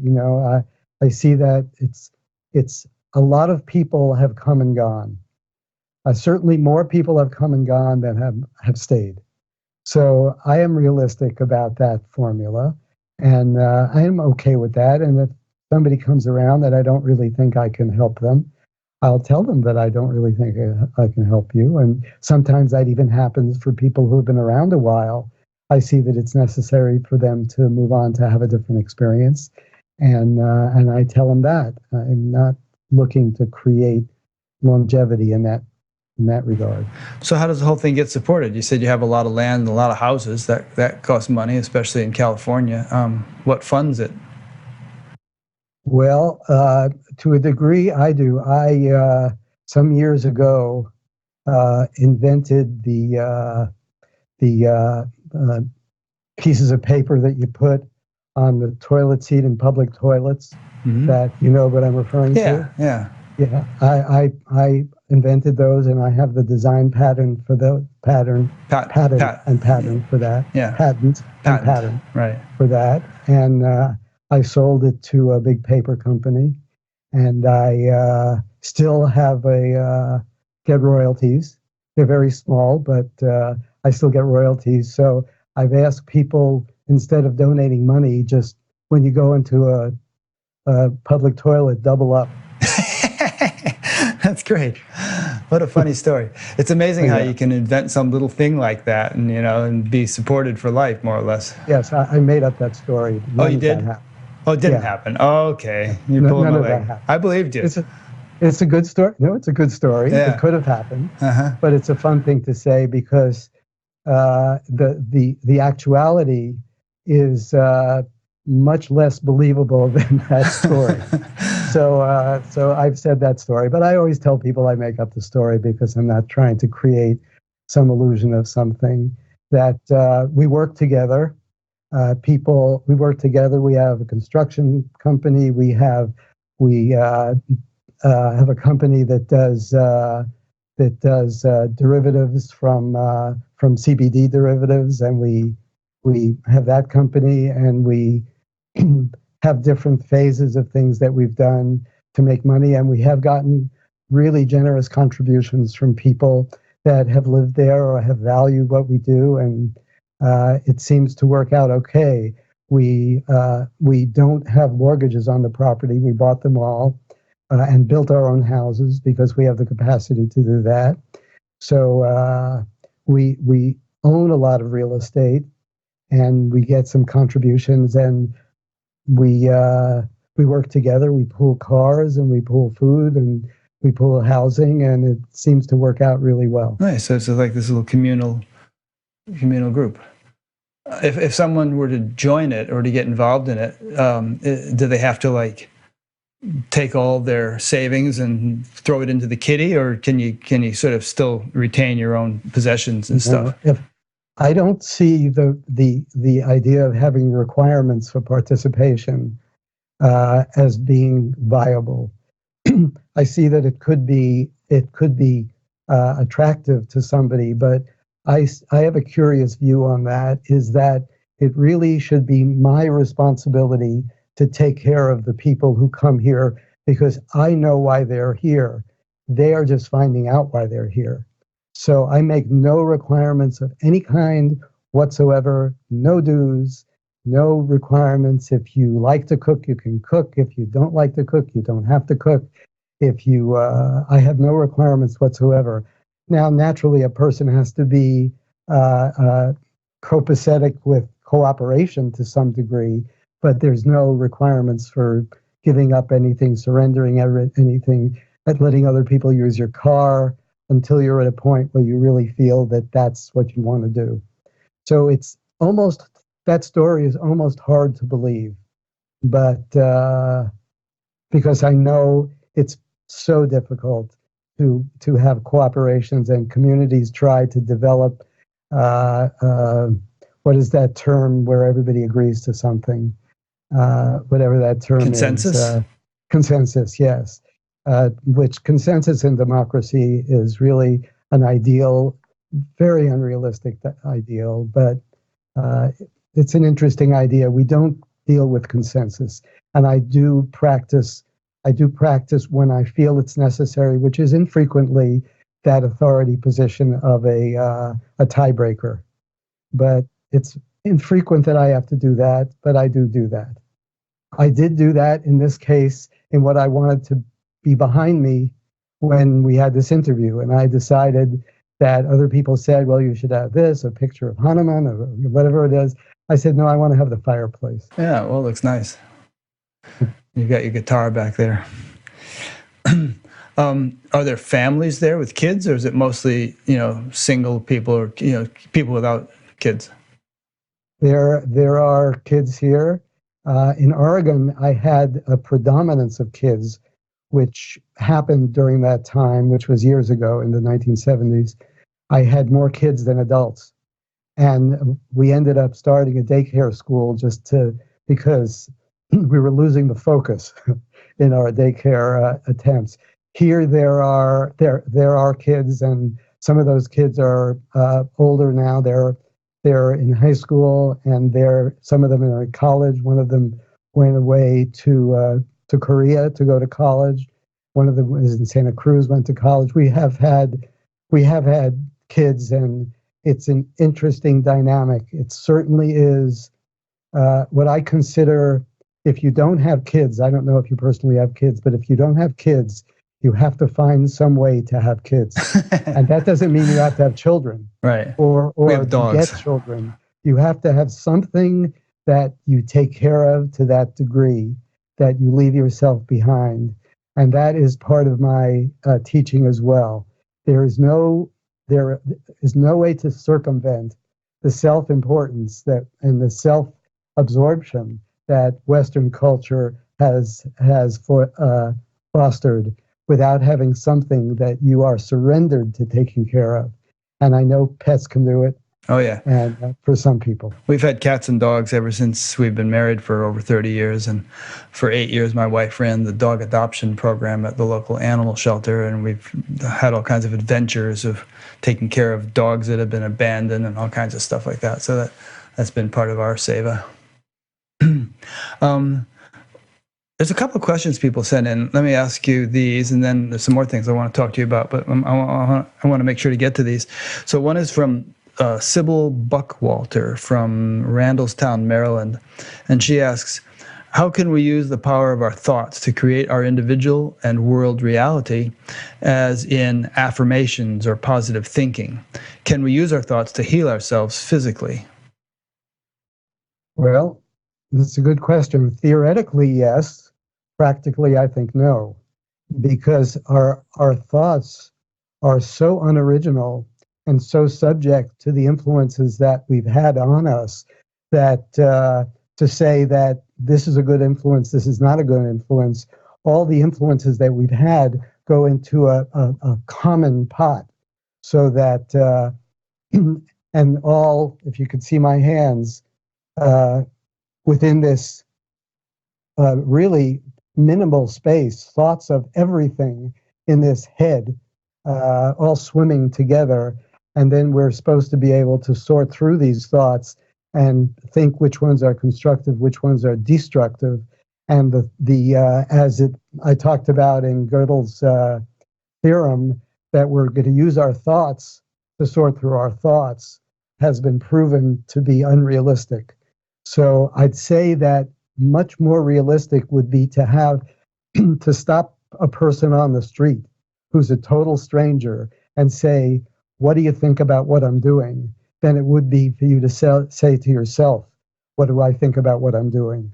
Now, this is a fairly radical statement, but if a person hasn't gone through a considerable amount of sorting through their own thoughts and seen how many are limiting and self-destructive, and derive the humility that comes from that confrontation of seeing that, if a person hasn't gone through that study, that exploration, then I'm not serious when I say that you're better off asking a total stranger for reasonableness than asking yourself.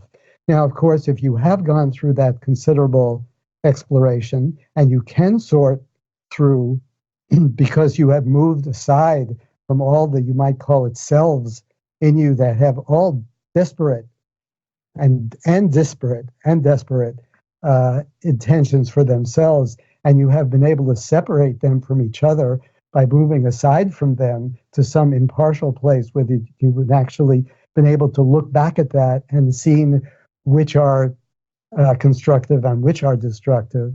If you haven't gone through that training, then I stick to what I'm saying. If you have gone through that training, then it may be with a support system of people who can tell you when you're slightly going off course.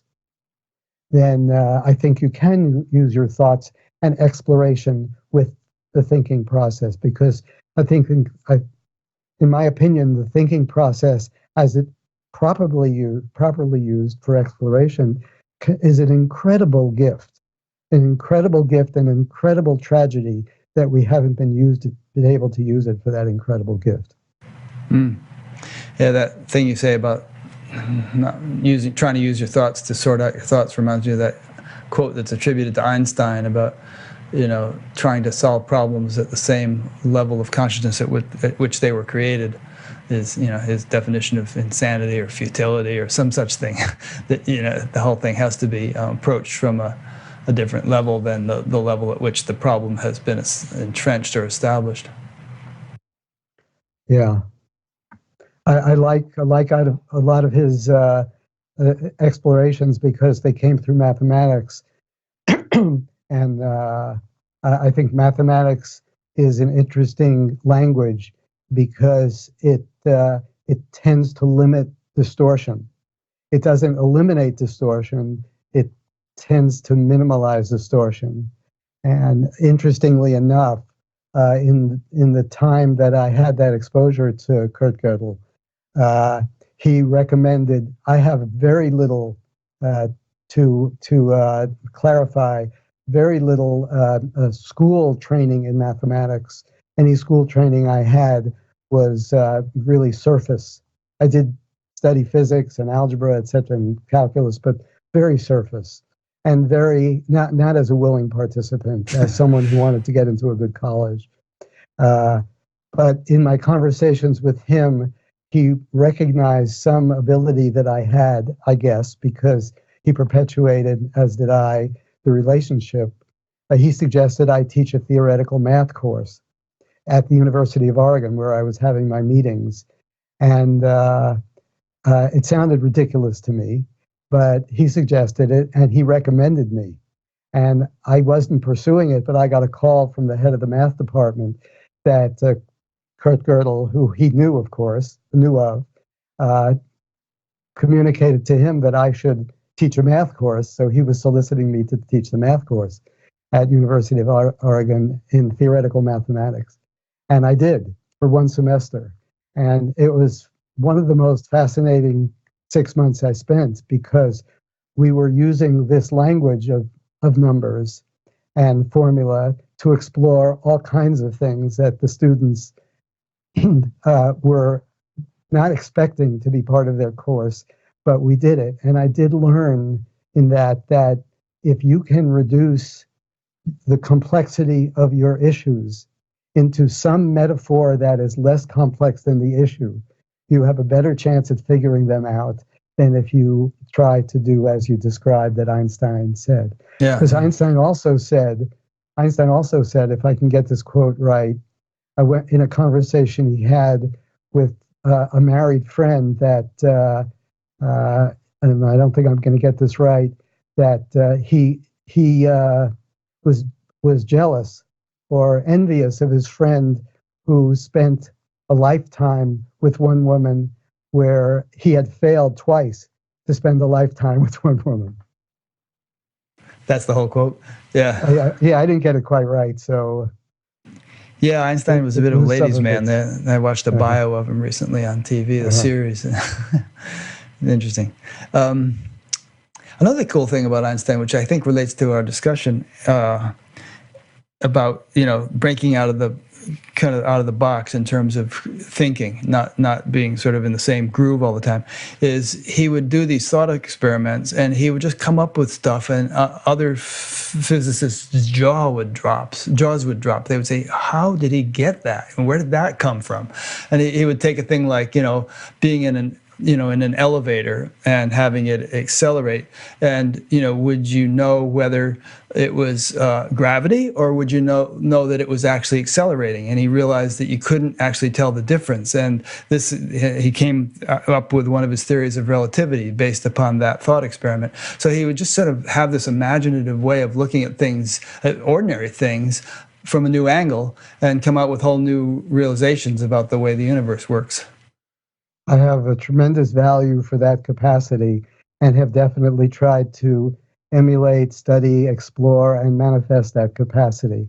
I have had some success, but it, in my opinion, is the creative capacity that human beings have to explore in that way. Yeah. Here's another question. This one came in from Kyle Hilding in Minneapolis.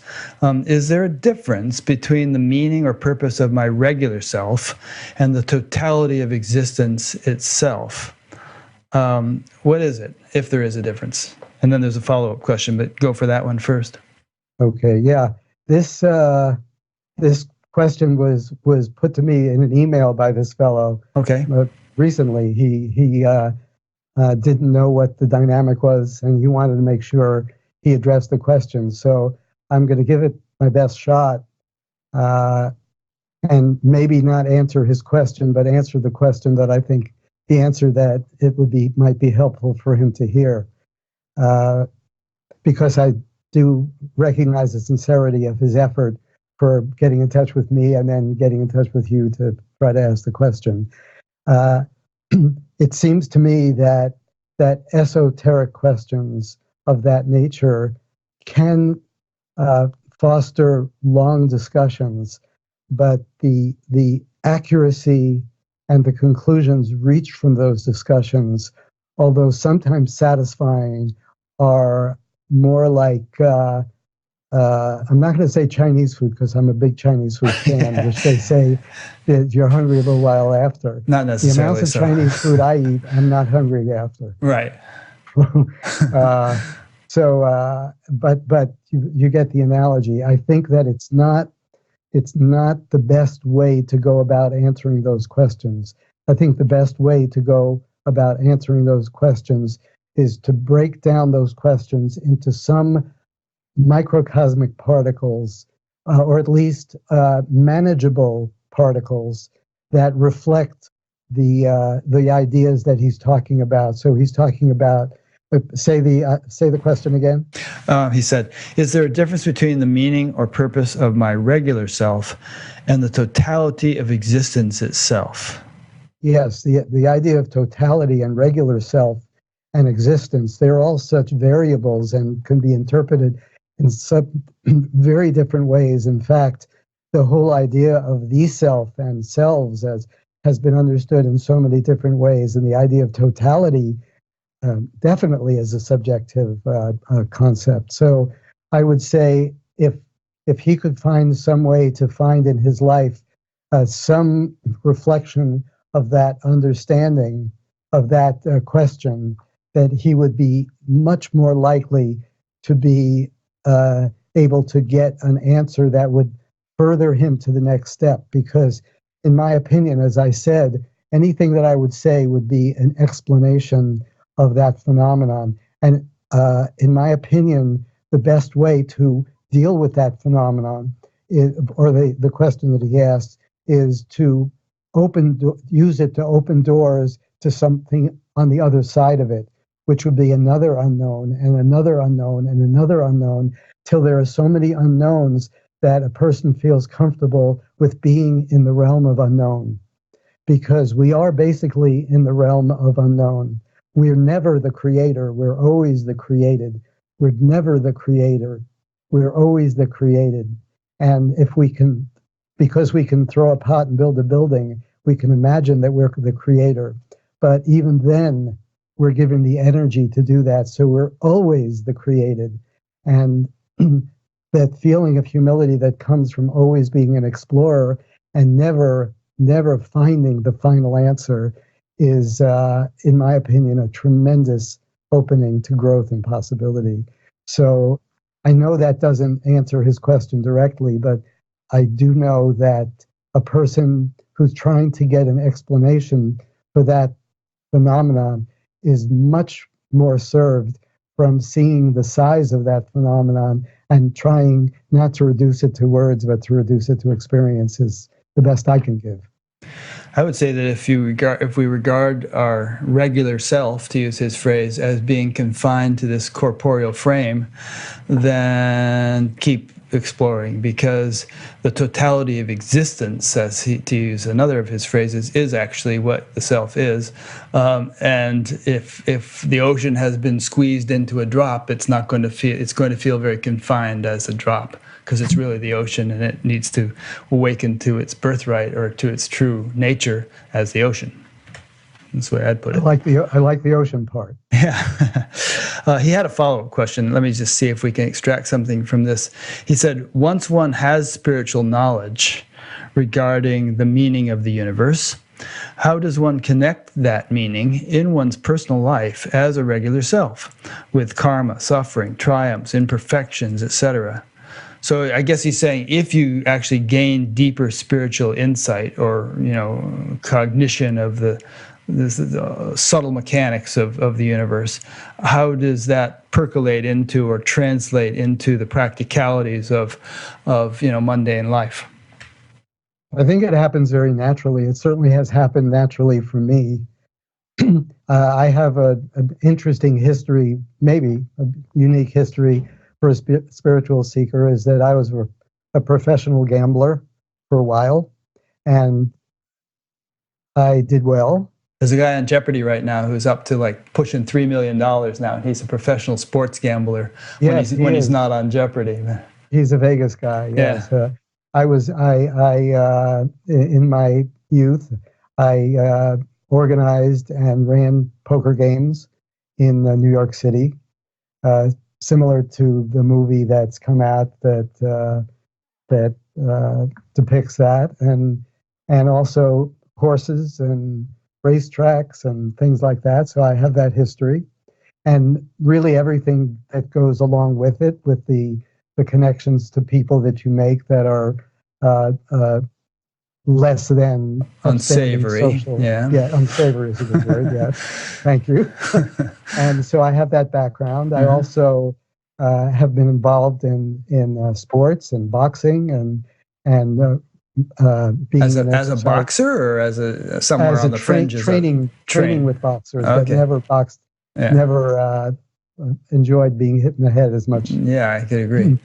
But did practice and had some good experiences with that, and so I have lived. I grew up in New York City, and I grew up in the Bronx. And speaking of the Yankees, from the roof of my building, which is about 3 blocks from Yankee Stadium, I could see into Yankee Stadium, and the superintendent of our building would sell tickets for the World Series for people to come up to the roof. Of course, we lived there, so we didn't have to pay. So I grew up in New York City, and New York City is it's difficult to grow up in New York City and not develop an amount of cynicism, and which I did, and that a lot of that has changed. I'd say all of that has changed. The idea of kindness, the idea of sharing, the idea of goodwill, all the feelings that go with that, the actual manifestation of those things seem to come from me, and I never really sought out to get them. I want to be kind, I want to be kind, I want to be giving. I think it's a byproduct of the fineness that comes from leaving the denser obstacles behind. I think it's part of the natural spiritual progression of things that people find themselves doing things not as selfishly, and having a broader view of the world, a more accepting view of the world, a more open view of the world. I think all those are products. I'll give you an interesting example. I don't know how you'll relate to this one, but last year I wrote an article about the Olympics, or maybe it was 2 years ago, whenever the last big Olympics happened. And so I wrote an article about the Olympics, and submitted to a couple of magazines that I know that either I've written articles for them before or they like articles, and had a very, very negative response to the article I wrote. And I'll give you a thumbnail sketch of the article. Was that why is it so fantastic that we are competing in these and excelling and priding ourselves and holding people up to their accomplishments in the excelling of things that leopards do better in terms of running and monkeys do better in terms of climbing? And where are the Olympics? Where are the Olympics other than perhaps Jeopardy, where our depth of feeling is held up on a pedestal, or our ability to think creatively is put up on a pedestal? So I wrote that article that what has happened is that our culture has been and I think this is the phrase they didn't want in there, that we're competing with animals. animals. Yeah. Yeah. I thought about that article and I thought, yeah, but show me an animal that can ski like Lindsey Vonn or ice skate like Christy Yamaguchi or even, hit a baseball like Mickey Mantle. There are, but I get your point. I mean, obviously Okay. they're human Let's attributes. stick with the point. Because I am in awe of especially the ice skaters, because I've done that a little bit, and how they do that. And I've even been on a cruise ship where there's an ice skating rink, and while the cruise ship is moving, they're putting on an ice show. Wow. So you're doing skating on moving ice. They're skating on moving ice, and it is phenomenal to watch. And there's no one that can say it's not a phenomenal accomplishment. Yeah. But how about those other accomplishments? Sure.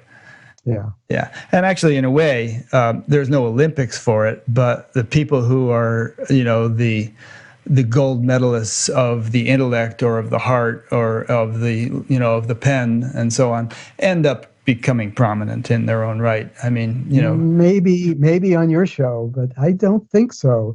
The ones that discover and become famous do, but how about all those undiscovered ones? Sure, I'm sure there are all kinds of unsung heroes, but then we have people like Shakespeare and Beethoven and all who will always be remembered for their greatness because of just what they achieved, which obviously and Buddy Holly. And Buddy Holly, of course, who died here in Iowa after playing at I believe it was called the Surf Ballroom in Clear Lake. I think it was called the Surf Ballroom.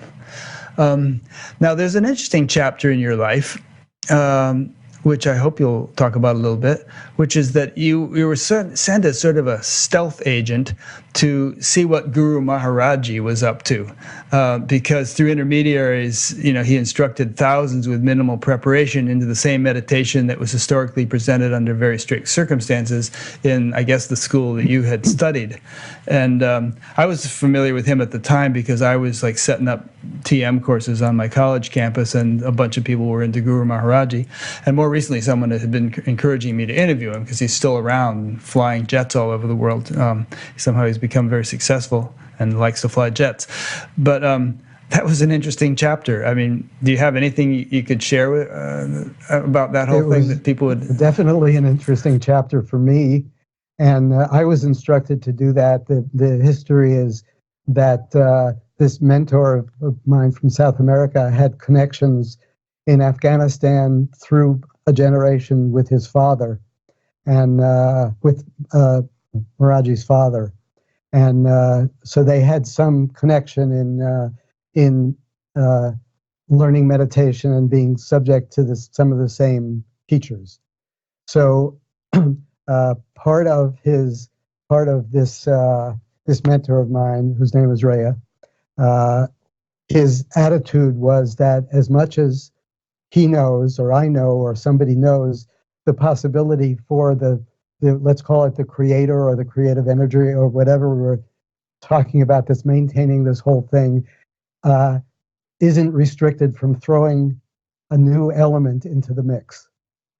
Now, certainly in football, the rules were set, and when the game starts, people don't throw new things into the mix. But the commissioner of football and the league over the years have changed the rules.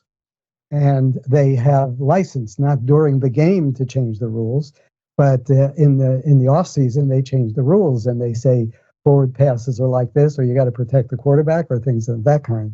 So it's not in my mentor's, teacher's opinion, if it was possible that the creator threw a new element into that, and there could be a finger snapping that happened, or an instantaneous enlightenment that happened where a person could be introduced to meditation with no preliminary preparatory preparation purpose whatsoever, process whatsoever. And somebody was saying it's happening. And in fact, there were people that were maybe hitchhiking with somebody else and going to one of these knowledge revealing sessions or meditation revealing sessions and waiting outside for their hitchhiker ride to finish, and they happen to come inside and they get initiated also. That if that were possible, it would mean that the creative force has thrown a new element to things, because that didn't make sense. So he asked me to explore this question. Now, since then, I have seen other reasons that he could have asked me, and for my own process, because I certainly learned a lot from being part of that process in terms of humility and exposure to people that I would have never been exposed to otherwise. But so that's what happened. He said, without I had started a group a year or 2 years before, and I had been meeting with people in Oregon. And when he told me that I should do this, so I had to suspend my group, which was a challenge for me, because I was really getting into it, to teaching. I was starting to feel more comfortable about it. And so he said, take some time, a year or two, and present yourself as an aspirant, and no special qualifications, and no saying that you're on any different level than anybody else, even though I had been practicing the identical meditation, or more or less the identical meditation that they had been presenting in 2 minutes. Took me 4 years to get it. So I did that, and I became a Premi, which is what the devotees and I got involved, in all different parts of the process, and I worked on the major festival that they had in the Astrodome, and I became fully involved in that, and restricted myself from bringing up anything like, well, that's interesting, which is not part of the program.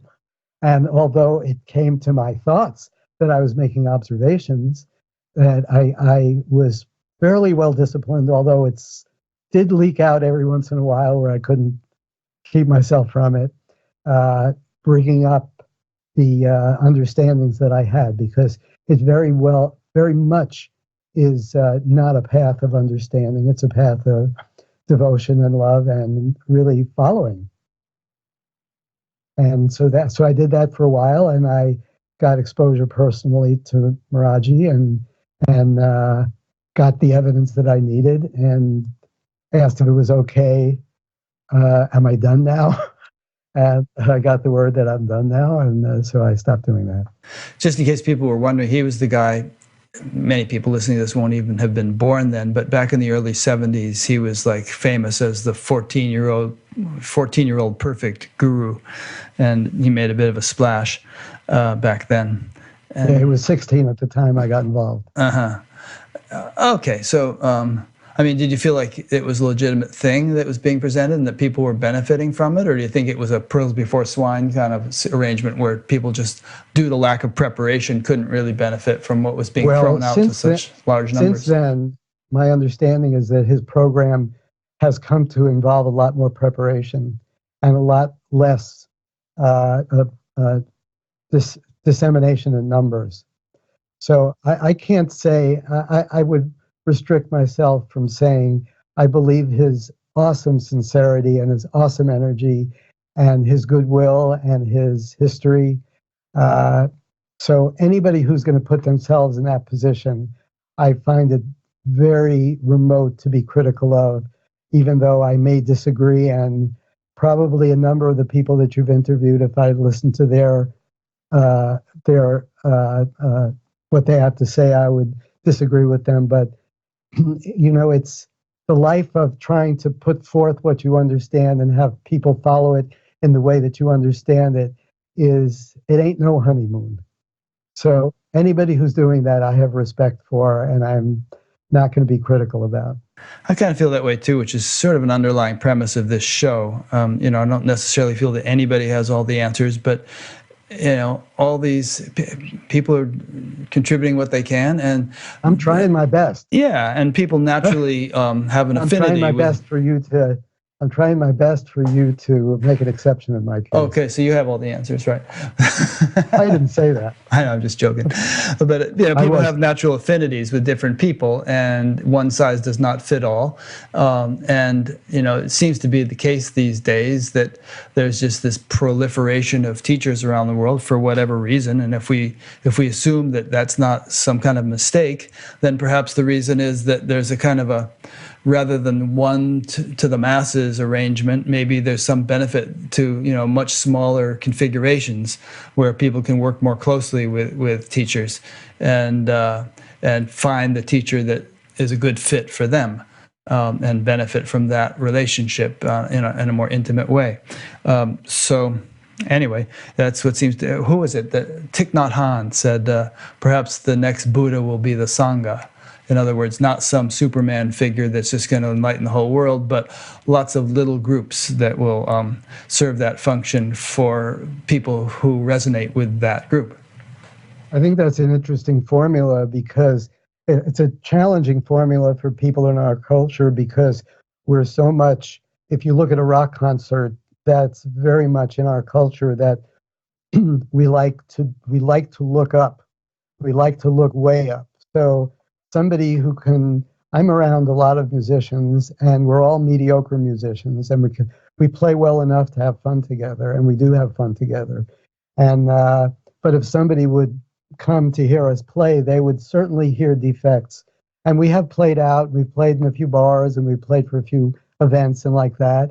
And if somebody would listen to us, certainly we're not a band compared to a band of people who have dedicated their lives to that venture, and we're very much programmed to look at something called perfection in an area that perfection is so subjective, but is recognized as somebody who doesn't make mistakes, somebody who doesn't come in second, somebody who has mastered whatever they've done, and everybody else is kind of not quite there. But in actuality, if you want to learn something, if you want to learn about car mechanics, you just need somebody who knows more than you do.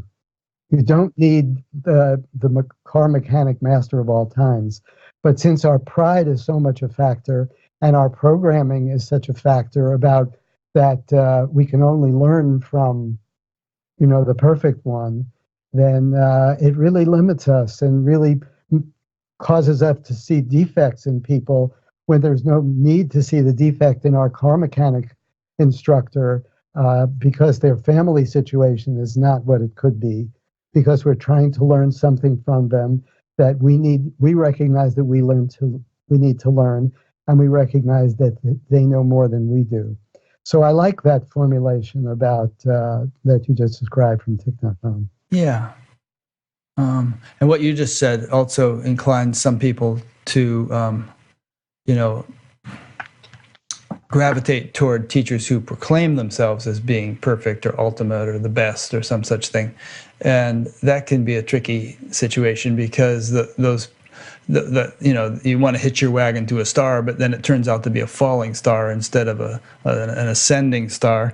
And people can get dragged quite far afield by a teacher who goes off the rails and who all the while proclaiming himself perfect or impeccable or irrefutable or whatever, and it can be may not have even claimed that. We have near our community is the Ananda community, which was started. In fact, the original Ananda community is about 5 miles from where our place is, and started by Yogananda.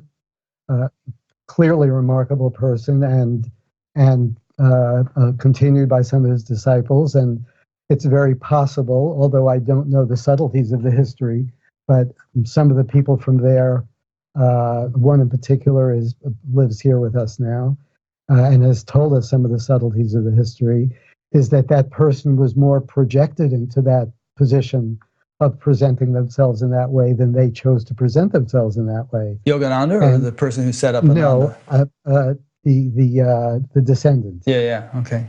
And that's unfortunate when that happens, because if everyone's looking at you like you are, you may very well feel the necessity to project that image.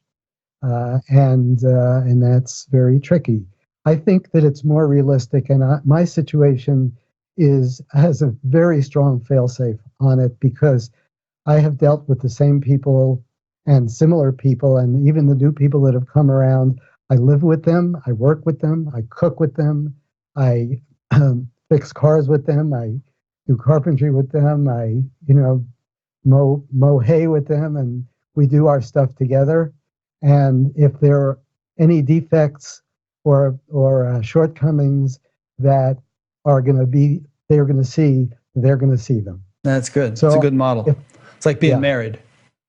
It's very much like being married, except there are some limitations that I have to maintain. Yeah, right. Good point.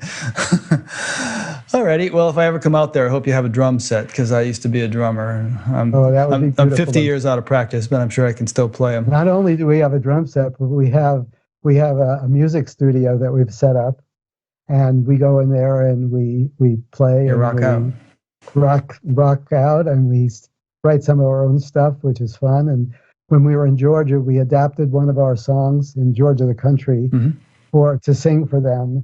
And they're a singing culture. And what we did was when we presented ourselves to them to hear their singing and their ritual, we sang our song, which we had adapted to their language and their places, and they loved it. Cool. You could have sung Back in the USSR. That song mentions Georgia. Yeah, it does, but the USSR. I know it's Georgia disbanded, right? A little bit, not in such good terms anymore. Oh, I see. Right. Well, there is no USSR. Georgia used to be part of it. Now there's just Russia and all the other things that have broken up. And Russia has taken some big bites out of Georgia. Yeah, and the Ukraine. Yeah. And the Ukraine as well. Yeah. Anyway, we're getting into politics, so we better wrap it up. So it's been great talking to you, Justin. I've enjoyed it as well. Yeah, me too. I will set up a page on batgap.com where, your interview will be, and your bio and your photo, and links to your books on Amazon, and a link to your website. And so people can, go to that page and then follow up on all that stuff. And they can get in touch with you if they're interested in getting more involved. And I'm sure there's some kind of contact form or something on your website, right? Good. There is. And let's see. It just about covers it. So those who are familiar with this show, I don't need to hear all this, but those to whom it may be new, just want to mention there's a audio podcast of it. If you'd like to subscribe to that and listen to just the audio, there's a email thing where you can be notified of each new interview once it's posted, and a number of other things. If you just poke around through the menus on batgap.com, you'll find them. So thanks for listening or watching, and thank you again very much, Justin. It's been wonderful spending some time with you.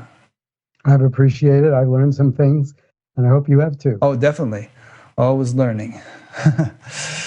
As Jeremy said in The Yellow Submarine, so little time, so much to know. Yeah. All right. Thanks. Thanks for those of you listening and watching. Next week, I'll be speaking with a young woman named Leah Cox from the UK.